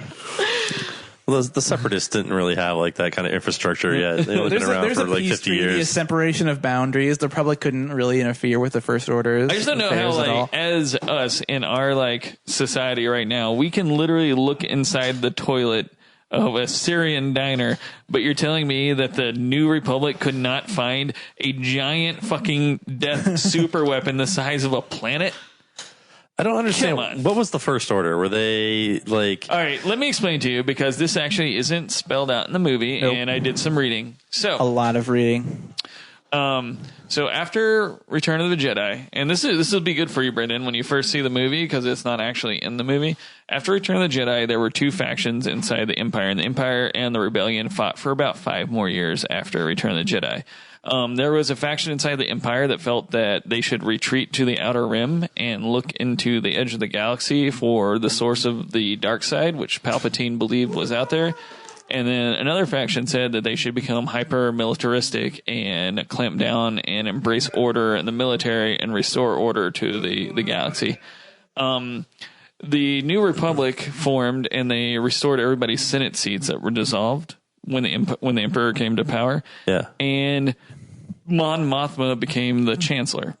And she said, people are tired of this war with the Empire. We're going to demilitarize the Republic. And they signed an armistice with the warring factions of the Empire. The weird dark side part of the Empire formed a new government called the First Order, and they started like building up military in the Outer Rim and under the radar of everything. I thought Vader and Palpatine were the only 2 Sith left, though. It's actually ran by, in the Return of the Jedi, when there's like the 2 like weird like dudes that look like they have Giardia that are hanging out with the Emperor, like in his throne room. I don't remember that. No. Like the hand of the Emperor, basically. Yeah, they look like 2 like weird, like really pale dudes. Evidently, one of them was really high up in the Empire, and he seized control and was like a dark side like follower or whatever. But it is like, that's the reason that the Empire split, because there's a faction of people that didn't believe in the dark side, and there's another faction that said, the Emperor believed, blah, blah, blah. Anyway, so the First Order rised around the idea of finding the dark side in the Outer Rim. The other faction is actually destroyed at Jakku. That's why there's all those... They're scavenging on Jakku, because that's where the last great battle between the Republic and the Empire was. So that part of the Empire went out to the Outer Rim, and the other decided to engage in a giant military battle at Jakku to prove the Empire's might, and it turned out to be a catastrophic failure, and most of the Empire's like military forces got defeated. Navy. Yeah. That's why all the wreckage is pretty much Empire. Yeah, they decided to scuttle the fleet at Jakku by crashing it into the planet, instead of letting the rebellion seize control of them, capture it. So the New Republic signed this treaty with the First Order, And they said, we're tired of war. Like, we're going to restore order to the Senate, and we're going to be a democratic government, and you guys do whatever you want in the Outer Rim. And Princess Leia was like, if we let them do this, they'll build up again and attack the Republic. And so then factions inside the Senate and people inside the First Order infiltrated the Senate and painted Princess Leia as a fanatic who wanted revenge on the Empire for Alderaan. So her and Admiral Akbar and a couple other people formed a resistance, which was funded by sympathizers inside the Republic, but was not sanctioned. That's why he said that sanctioned in the speech, that they've been sympathizing with the rebels. Yeah. They've been betraying their people. Right. Okay. So the whole resistance is like this underground movement. Much like the United States will fund people to fight other governments or whatever.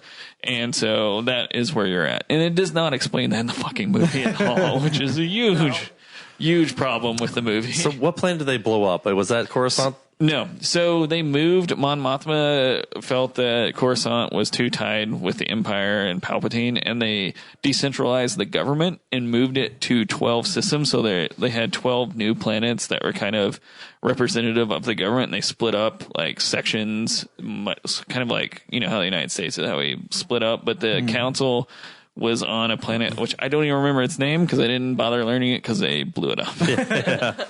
And the New Republic fleet was guarding those planets or whatever. And so it's all destroyed too. Yeah. Okay. So in the next movie, it will be the First Order will have been and they don't do a good because it's been 30 years. So the First Order has been biding its time and building up, and so they're not going to come back and attack since the Republic's fleet and their homeworlds have been destroyed. One of the plot holes that I've read about is that it makes it seem like the whole First Order is on that planet because they have like that huge military, but it doesn't seem like any of them get out because it's only like the rebel ships that fly away from the planet as it's exploding. So like, where is the rest of the First Order going to come from? This is like, they're just going to say, oh, by the way, we had like 2,000 more armies. Well, there was only one Star world. Destroyer there, as you noticed. You only ever saw one. Evidently, the entire First Order fleet is out on the Outer Rim. So seems weird they'd leave it undefended. I guess it was a secret because obviously, if the Republic had known about it, they would have sent their fleet there to blow it up, but they didn't, and it blew up all the New Republic major systems in one swoop. So. Yeah. But I would think once you decide to blow up 12 planets, you would move in some, I air feel support. Like a part of the armistice and part of the intelligence in the galaxy was that the Republic was probably following fleet movements of the First Order. So if they had moved the fleet to the Starkiller base, that it would have drawn the Republic's attention. That's a good point. Yeah. So I feel, but they just didn't explain it. I felt like if they had taken, the movie was short to me. It was 2 hours long, and I felt like it could have been 2 hours and 30 minutes, and they could have taken that extra 30 minutes to kind of explain. I think they were super scared about delving into anything political after people bitched about that in the prequels. Yeah, me too. Hopefully, I think it is not a lot of movies where I see director's cut. I'm like, this definitely needs an extended edition, but I think it does really need an extended edition. Yeah, I think they're just planning to release an extended edition, and because it doesn't really bother you that much while you're watching it. Because what's more important is the fast-paced action. It was really confusing. If I had not read any of that stuff, I would have been super confused about what the First Order and the Republic and the Resistance. Everything. I was just going with the flow during the movie. Sure, First Order, they blow up the whole Republic, giant space weapon, whatever. Go ahead. Yeah.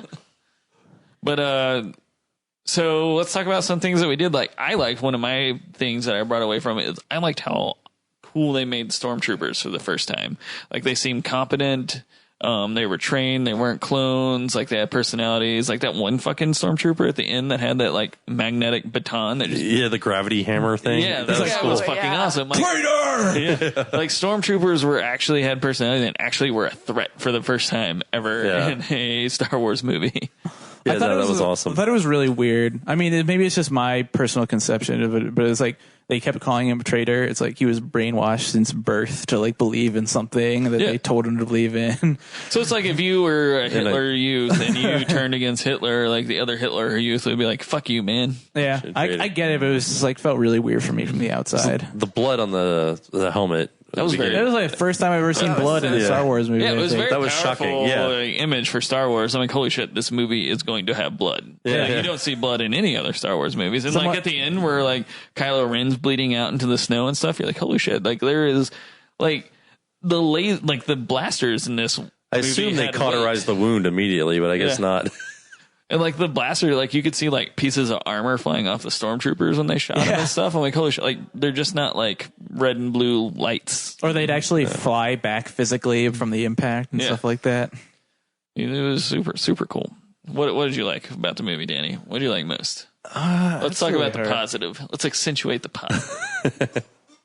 Eliminate the negative. Come back to me. I have to really think about what I liked about Matt, most what was about it? the What was movie. your thing? There's a lot of stuff I really liked about it. I really liked Rey. I did too. I think it was awesome to have a female Jedi. Like, you don't see that yet. Yeah. Like I didn't even like notice it or really care. Like I was with her from the very beginning. Like she emoted really well. Like following her was just always like tense and action packed. We've seen it twice now, and both times I got super goosebumps on that scene at the end where she lights up the lightsaber. Like, holy shit, she's about to fuck I'm getting some shit up. goosebumps now. Yeah. I really like the end scene, the lightsaber fight in the snow in the trees, because I mean it definitely like it harkened back to the Kurosawa samurai movie roots.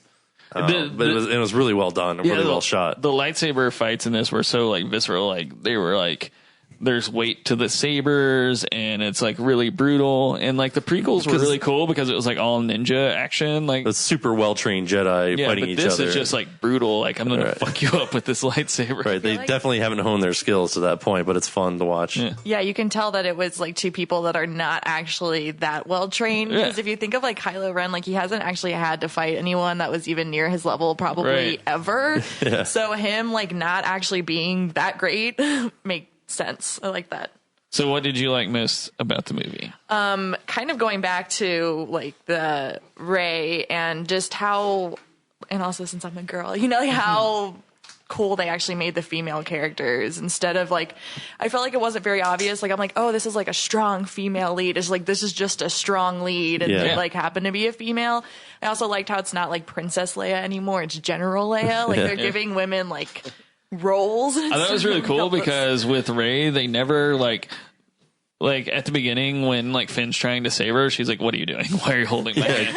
And then at the end, when they go to like save her from the Starkiller base, they're like, "We gotta save her," and like Han's like, "She's saving herself right now." Yeah, like, literally. It wasn't a save the girl kind of movie, and like she ends up just being a total badass, which is awesome. Right. But there's some movies like go out of their way to make like the female total badass, and it's just not. It doesn't.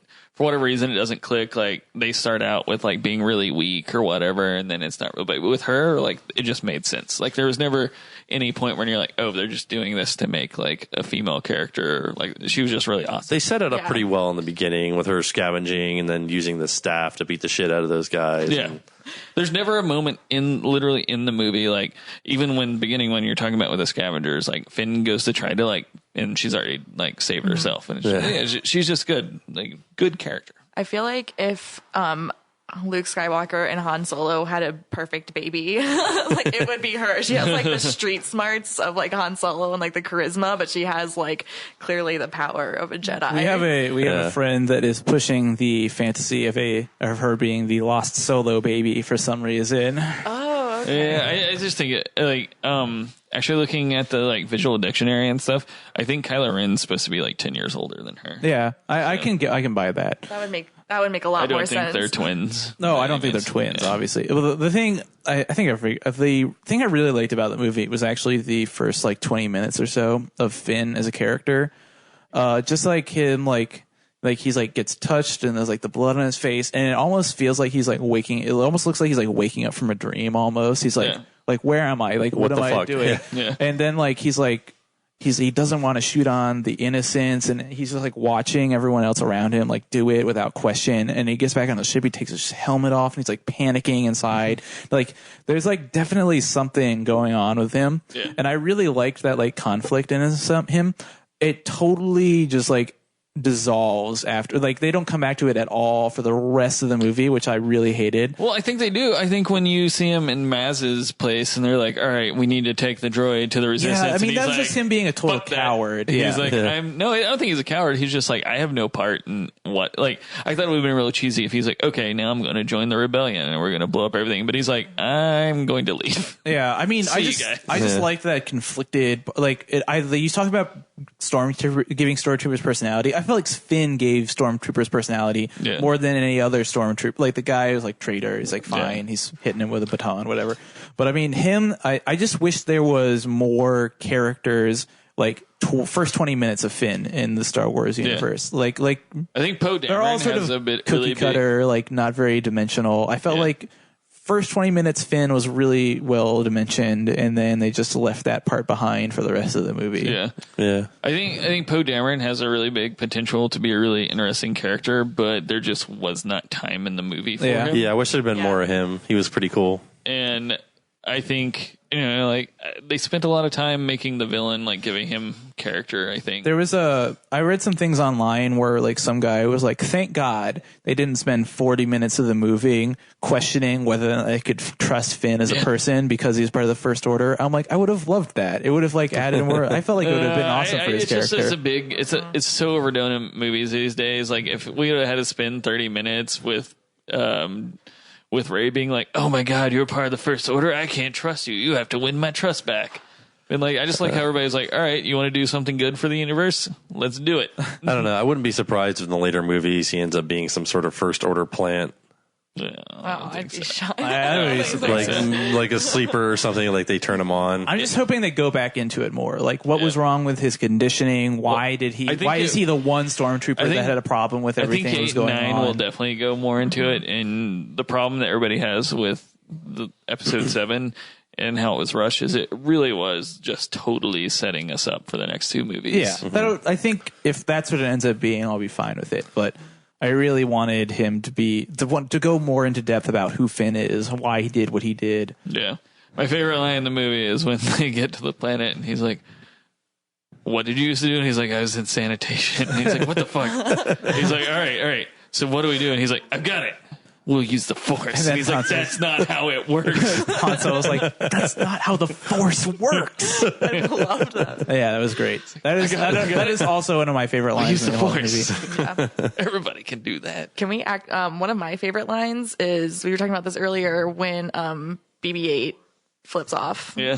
Like his nonverbals are probably some of the best lines actually in the whole I love movie. BB-8 Yeah. more than R2-D2 almost. I think too. No, BB-8 and Finn's like chemistry was just awesome. So, speaking of BB-8, I think they made a huge improvement in the droid design for BB-8. He makes more sense as an astromech too. Oh, well, that's true. That's the other thing is I never understood how like R2-D2 got around. He has to use his jetpack to get upstairs and shit like that.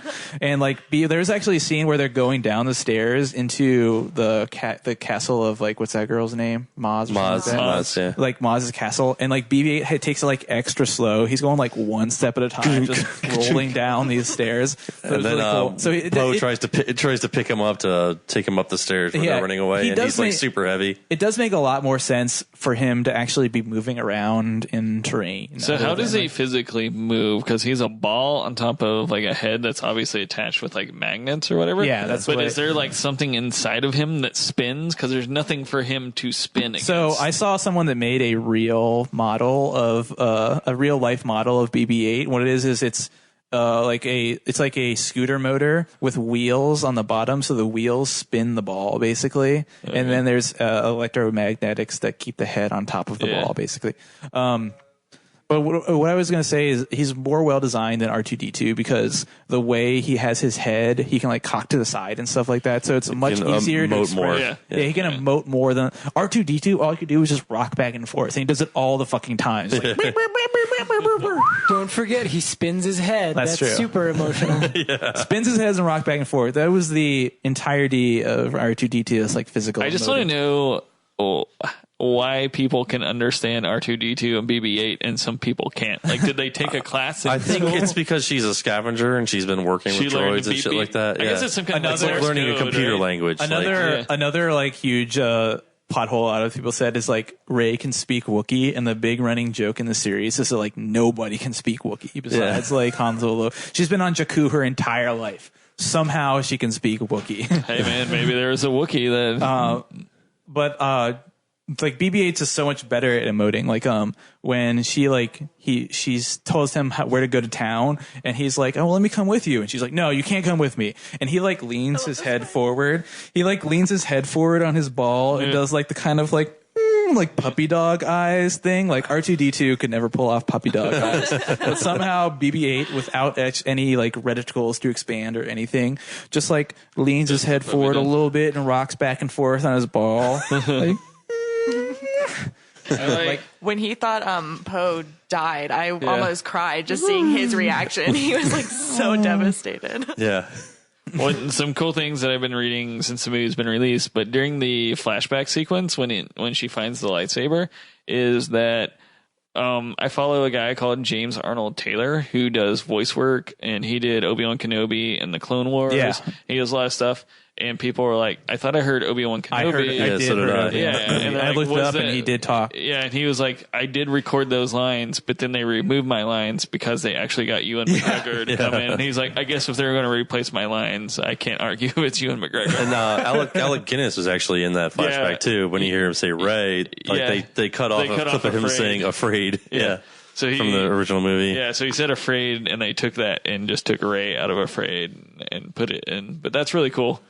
Makes me wonder, like in the future, future movies, like are we going to see like Ewan McGregor and Yoda and Anakin Force ghosts, or what's going to go on? Yeah, I have a theory that Supreme Leader Snoke is a Force ghost, and that's why he's not like there with the First Order, and that's why you have to bring him to him, is because either he's like a Sith holocron or a Force ghost or something. Oh yeah, that's my theory, but I don't know. Back to random cameos. Did you guys? James Bond. Yeah. When I found out who he actually was, I was like, perfect. I'm going to make these restraints tighter. I like that because Simon Pegg leaked that he was in the movie, and then Daniel Craig was like, I don't know what you're talking about. Why would I do that? To try to like diffuse it. But he was like, then he's like, okay, that was me. Simon Pegg was a Cantina alien. I was about to say, there was a couple of appearances like that, just like big name actors playing small parts in the movie. Yeah.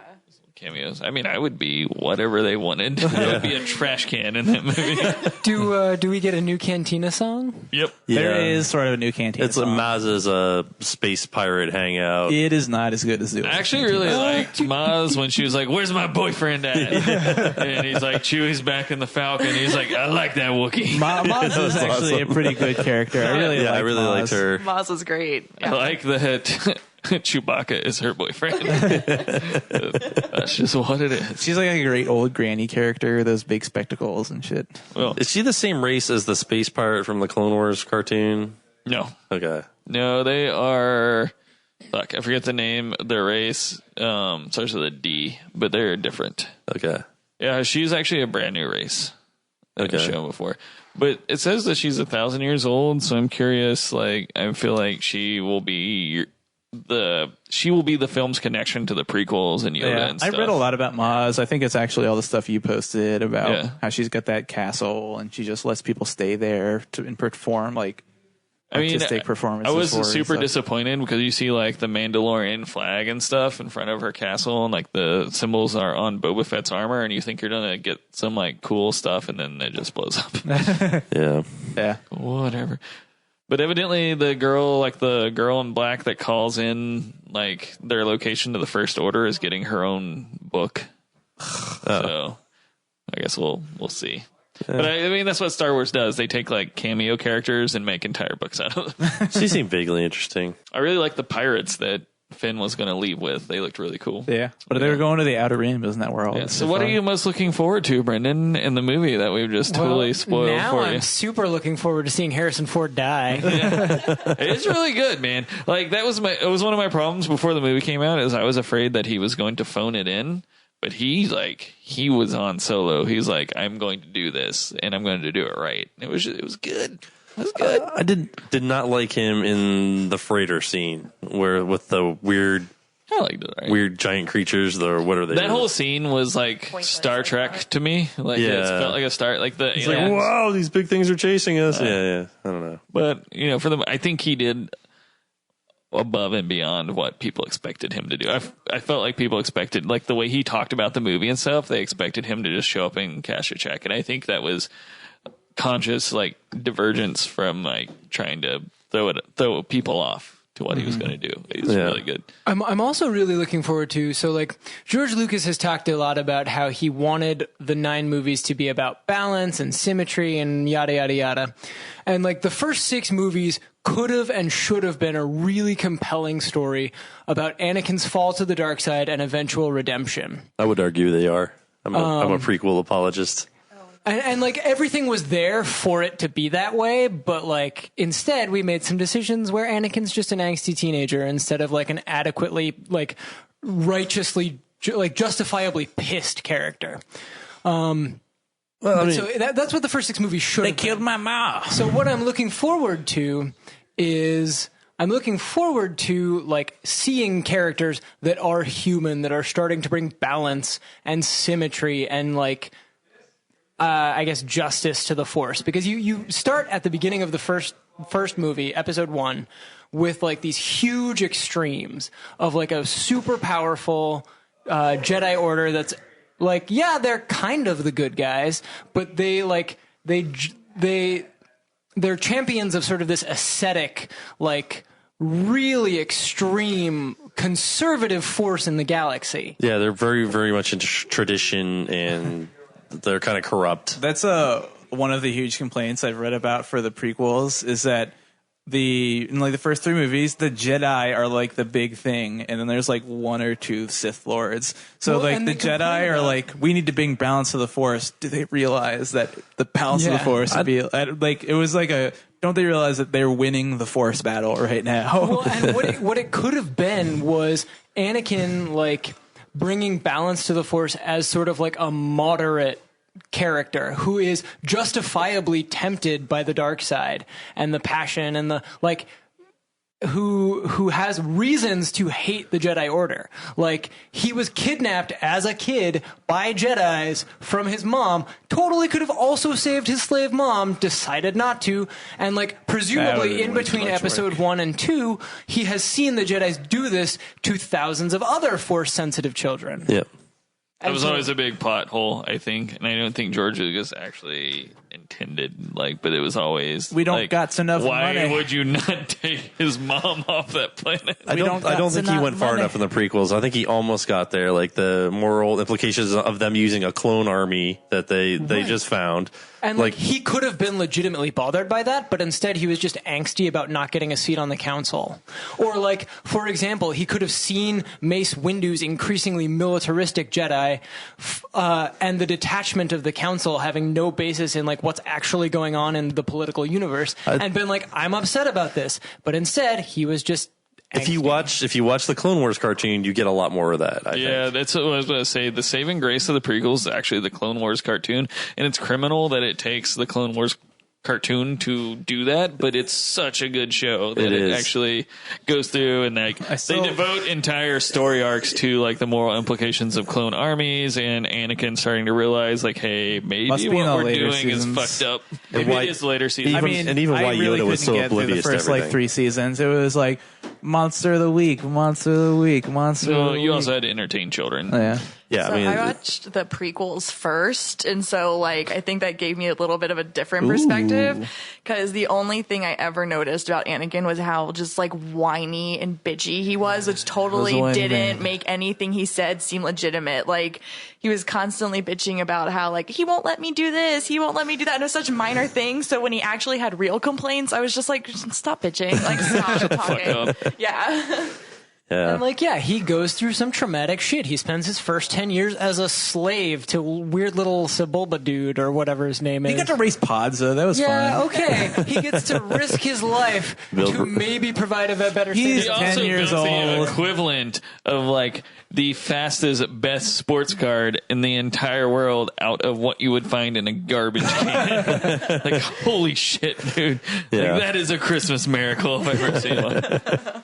Hey, I'm gonna win like NASCAR. I built a car out of garbage I found in the street. They could have made that an integral part of his character about how smart and resourceful he is, but instead it's just like, oh, magic lottery of birth midichlorians is why he's cool. Yeah. One thing again about The Force Awakens that I really like is I think that they're actually going to dive into the morality of the Jedi, and when you see Luke, it is all over his face. Like he does not. It's not him like coming down and like Obi-Wan Kenobi like we're gonna be Jedi and destroy the dark side. It's like fuck. Yeah. We might have fucked the shit up. Yeah. I kind of get the idea that like there's going to be a bit of a battle between like Rey trying to convince him like you have to teach me. It's not just him like let's do this. Yeah. Do you think there's going to be a faction of gray Jedis in these movies? I think Luke is a gray Jedi at this point. Well, and I think he's seen like his entire academy be slain by Rilo Kin, and so for my mind, for Luke Skywalker work, my biggest complaint about that wait, back up. I think you just called him Rilo Ken. Yeah, sorry. Kylo Ren. My biggest complaint is that why does Kylo Ren exist? Because Luke Jedi is the most powerful Jedi of our age. He is the direct scion of Anakin Skywalker. He defeated the Emperor and Darth Vader. Why is there an untrained team that was able to beat him, and why is it hiding? My theory is that it wasn't Kylo Ren that defeated him, but it was Supreme Leader Snoke. And Supreme Leader Snoke not only defeated him, but scared him enough that he knew he was not able to defeat him, so he went into hiding. And I think that he went into hiding. His academy was killed, like the Knights of Ren killed everybody, and he is just like, I think he's scared, and I think he's lost everything, and I think it's going to be really good. Like, she's going to come, and he's going to be like, I tried to rebuild the Jedi, but every time the Jedi become a force in the world, terrible things happen. Yeah. And I think that's where, and I think it's going to be really, really, really cool. They need some sort of mitigating, like middle ground between, Jedi and Sith. Well, and it's almost like they've switched positions at this point, because it was big order of Jedi hunting down the Sith, and now it's like every time the Jedi try to build up, the Sith slaughter them. Yeah. And I also like that nobody says the word Sith one single time in The Force Awakens, because I don't think it's going to be Sith. I think you're going to introduce other factions of the Force, and there are other dark side users that aren't Sith. They're just Force users. Right. And I think it's going to be good. I like how you said that he was like the best Jedi of our age, because after watching the prequels, like I thought when I watched Return of the Jedi, I'm like, man, Luke Skywalker is awesome. He's like the coolest Jedi ever made. He's like the baddest ass that you'll ever see with a lightsaber. And then I watched the prequels. I was like, holy shit, Luke Skywalker is a terrible Jedi. Yeah. He's a terrible Jedi. Luke Skywalker can't do shit. You gotta think, like, they train Jedi from like the ages of 8 years old. Oh, I know. I know why he's a bad Jedi. Like, I actually looked in a lot of the extended universe between Empire Strikes Back and Return of the Jedi, where he's basically has to train himself to be a fucking Jedi. Yeah, and that's what I also like, that Kylo Ren isn't this crazy, awesome fucking ninja swordsman, because he was trained by a 60-year-old dude that was trained by a 60-year-old dude for 5 days before he died. He had no formal Jedi training. There was and his whole lightsaber technique is based off of old men fighting with lightsabers. It's just like Yoda and Ben, but somewhere in the extended universe, you know how they had that little droid that shot lasers at him or something like that in the first movie? The remote. And somewhere in the extended universe, he finds 3 of those things, and Obi-Wan's ghost comes back and teaches him how to lightsaber fight in war with 3 of those things instead of just 1. So I thought that was really funny.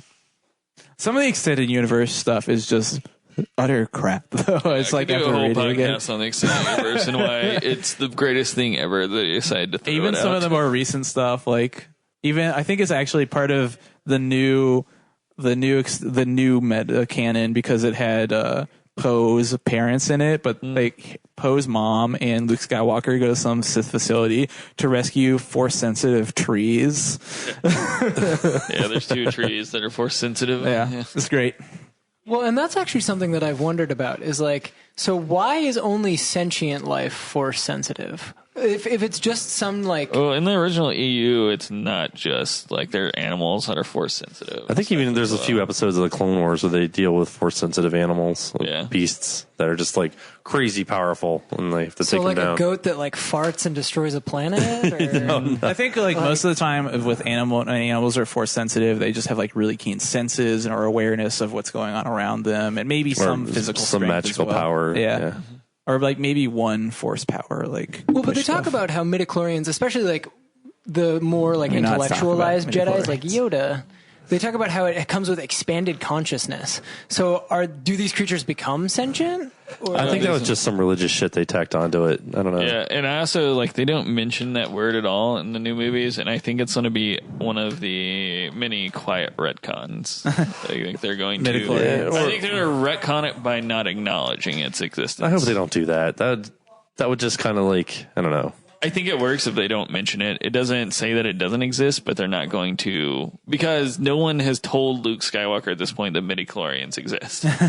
I mean, they could have been wrong about midichlorians. It could have just been like a thing that sometimes shows up in force-sensitive people, but isn't necessarily tied to it. I don't know. And it's interesting because the Force as an ideology is essentially Taoism until the prequels, and then it's kind of like genetics.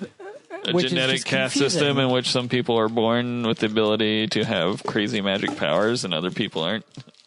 Like, that was one thing that was cool for me, and like before midichlorians came along, is that like, could Han Solo and people use the Force? Could a majority of people use the Force? Inject them with midichlorians. Yeah. Like, nope. Midichlorian booster shot. You're born a Jedi or you're not. Well, and part of the, like, when they explain what the Force is initially, they're like, it's the Force that guides all life in the universe. And so, like, you would think that all life has some type of connection to the Force, which is confusing because then in the extended universe, they introduce things that aren't connected to the Force. Yep. Maybe they meant it guides the fate of all life in the universe with people that are able to use the Force. Who knows? I would like to point out that they're still using TIE fighters instead of the TIE Advance model or the TIE Interceptors, which just from a military standpoint, I don't understand why there's no interceptors or bombers or TIE Advance. Well, it's interesting because it's the technological progression of the three movies. Like, yeah, the prequels came out first, but if you look, like, the technology is way more impressive in the prequels than it is. It's almost like we're entering a middle age in the Star Wars universe. Well, we're going from a time of higher, bigger technology, more Force, and things are getting slowly worse, and we're losing knowledge. If you look at Knights of the Old Republic, which is set 4,000 years before the prequels, is that their thing is that this universe has been around for so long that technology has plateaued. So you're not really seeing new technology, you're just seeing different applications and different manufacturers of the same technology over and over again. Yeah. And Ben Kenobi even says, in I think in New Hope, when he pulls out the lightsaber, it's a civilized weapon from a more civilized age. Yeah. So, yeah, it's definitely... Technology has plateaued a long time ago, and it's just people reusing the same technology over and over in different ways.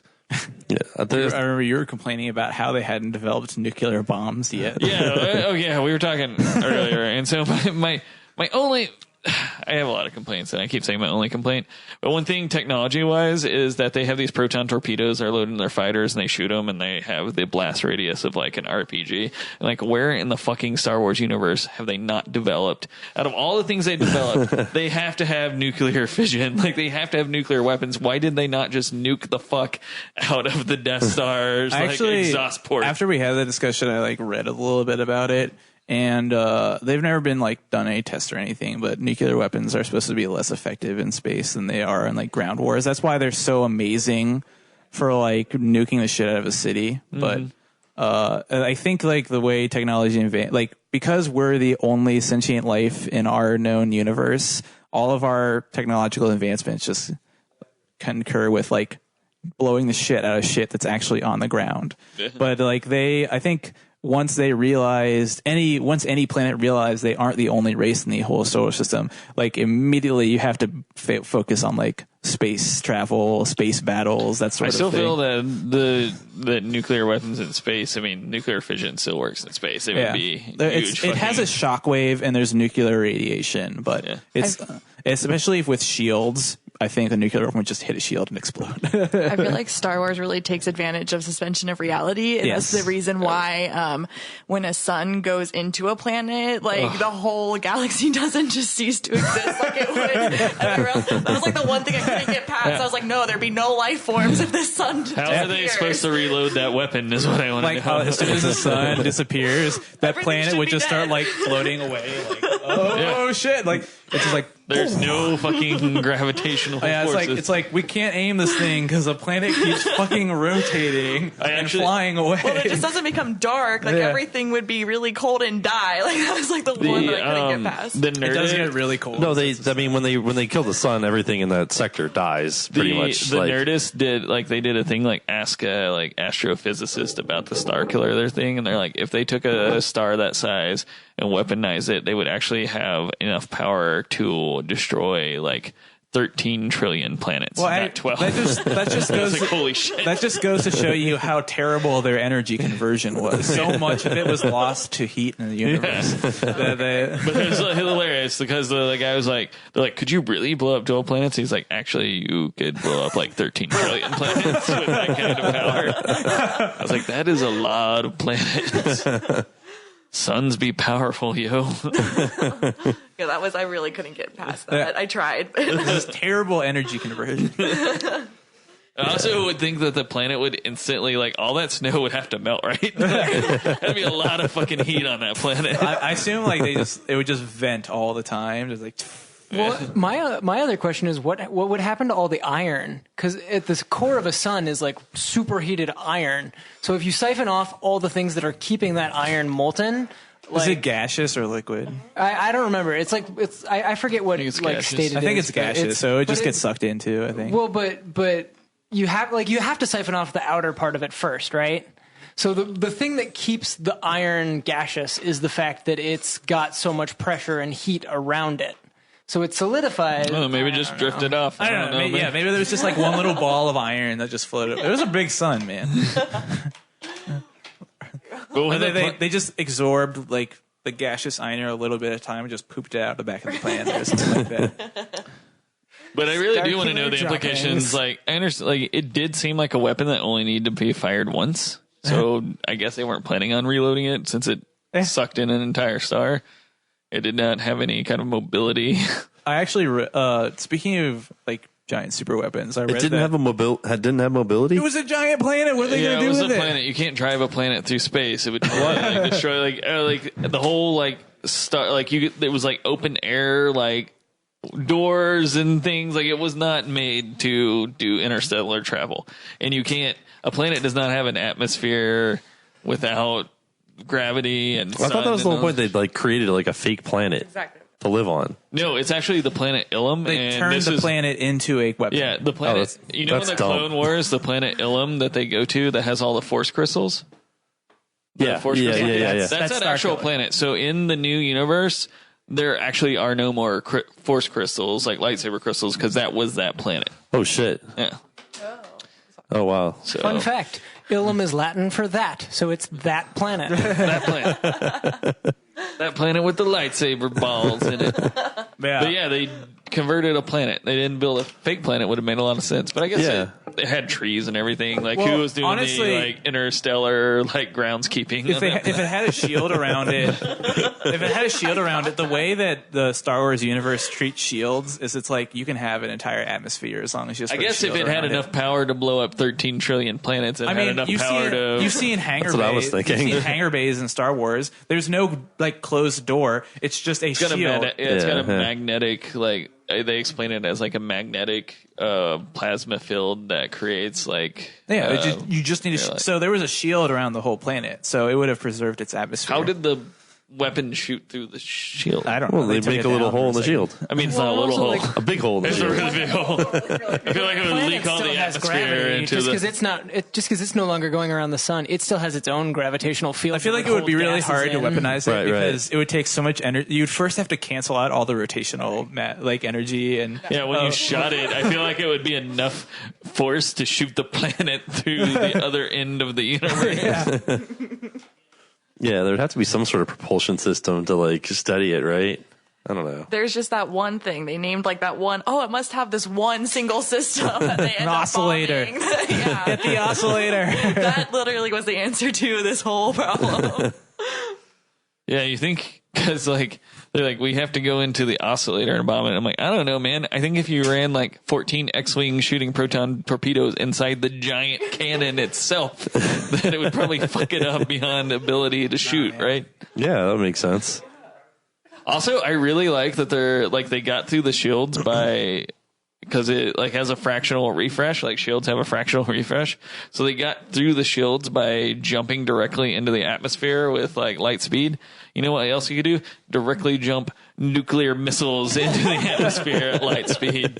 I thought it was weird. I'm sure like there has to be a way to weaponize light speed technology, right? Yeah. Where you just shoot like meteorites at light speed through planets. Why didn't they just program a Star Destroyer to like Okay. hyperspace into the thing they wanted to destroy? So this is also super nerdy, but the way that they entered they had to go light speed through the shield, right? Yeah. So the way they did it is they jumped directly at the planet, and so they had to pull up like super hard right at the end. I feel like if you have a planet that is projecting a spherical shield around it, you could actually jump tangential to the planet and then just turn to get out of the jump as you're like between the two shields going tangential, and then you just have to slightly curve down to like accommodate for the curvature of the planet, and then you wouldn't have to fucking dive through trees. So that's the one thing I was wondering about the second time I watched the movie. Han Solo's not going to bother with that nerd shit, though. It's like, I'm just gonna jump straight at a goddamn planet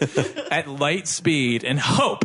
I've timed it correctly so that I can break off right before I crash into it. Force you have to shoot something at light speed and have it instantly stop. Yeah, exactly. I'm sure like whatever force, like whatever reaction to that force would just totally destroy whatever. Another thing I have about the Star Wars universe is what happens when you hit something at light speed. I feel like you enter like another dimension. No, Yeah, hyperspace is like it's not light speed. They're bending space pretty much. Well, so the theory is, and scientists actually are working on this as like a thing, is like the theory is that hyperspace is like a separate dimension in which the speed of light is faster than the speed of light in our dimension. So you enter a new dimension in which the speed of light is faster, so you're still not exceeding the speed of light, which that's is what I was impossible. wondering about, if you were entering another just dimension going or not. really close to the speed of light and then coming back to our dimension, and you've traveled further because the speed of light is faster in that dimension you actually traveled through. What was the Mass Effect principle? Like it generates a field where mass is zero, so that the speed of light is infinite. Okay. Don't you still have an issue with like time dilation then if you're going at or above the speed of light? Doesn't like everybody age 1,000 years? Not if you're in a different universe or a different One of the dimension. things that scientists are like super worried about is like, hey, we'll figure out how to get there, but the speed of light will be slower because there's no guarantee that the speed of light will be faster there. Yeah. There's actually a whole thing on. There's a really cool program on Netflix that talks about space travel, and they talk about time dilation, because time dilation is actually like a real measurable thing in the universe they can do. And they talk about how like they want to, like NASA proposed a thing where they send people to orbit the sun, because the time dilation at the sun, since gravity, like time dilation isn't actually based on like your distance or whatever. It's based on the pull of gravity. Like gravity affects time dilation. So if you like rotated the sun, like the time dilation would be like measurable, like 3 times what it is on Earth or whatever. But I think it would be really cool. Well, and it's interesting because time, we think of it as immutable, but it actually moves slower closer to like extremely massive objects. When we talked about Interstellar on the show, the one thing I said is the only thing I know about time dilation is that if one twin stays on Earth and another twin goes into a spacecraft and flies around space for a couple of years and comes back, the first twin will be 80 years old and he'll only age 2 years. Yeah, on that note, we gotta shut this down. Never been a huge physics buff. Because if it gets much more over 2 hours, I won't be able to edit it on my computer right now until I get a backup drive. Do you need me to say this at the end of the episode? Is it easier to edit from the end to the beginning of the episode? I think it's fine. No, it's all. I'm not going to do it. It takes too much God time. damn it, man! I thought we had a degree of Professionalism. professionalism. I will just cut to that point probably. to where you say it. Well, we had good stuff before then. Don't cut out that stuff. I missed most of it. Do you ever listen to the final edit of a podcast? No. Okay. Really? No, sometimes I do. I used to when I would drive 30 minutes to work, but I'm 5 minutes from work, so I find that most of my I find we either talk really choppy or it's really obvious when you edit out dead space because someone will rapid fire like say 3 sentences in a row. Yeah, I think that's just the way it sounds sometimes when we talk. I think you'd be surprised about what I actually cut out and what I didn't. Okay. Can I just hear what it sounds like on the headphones before we... Sure, you should hear yourself because you sound horrible. I just want to stab my eardrums every time you talk.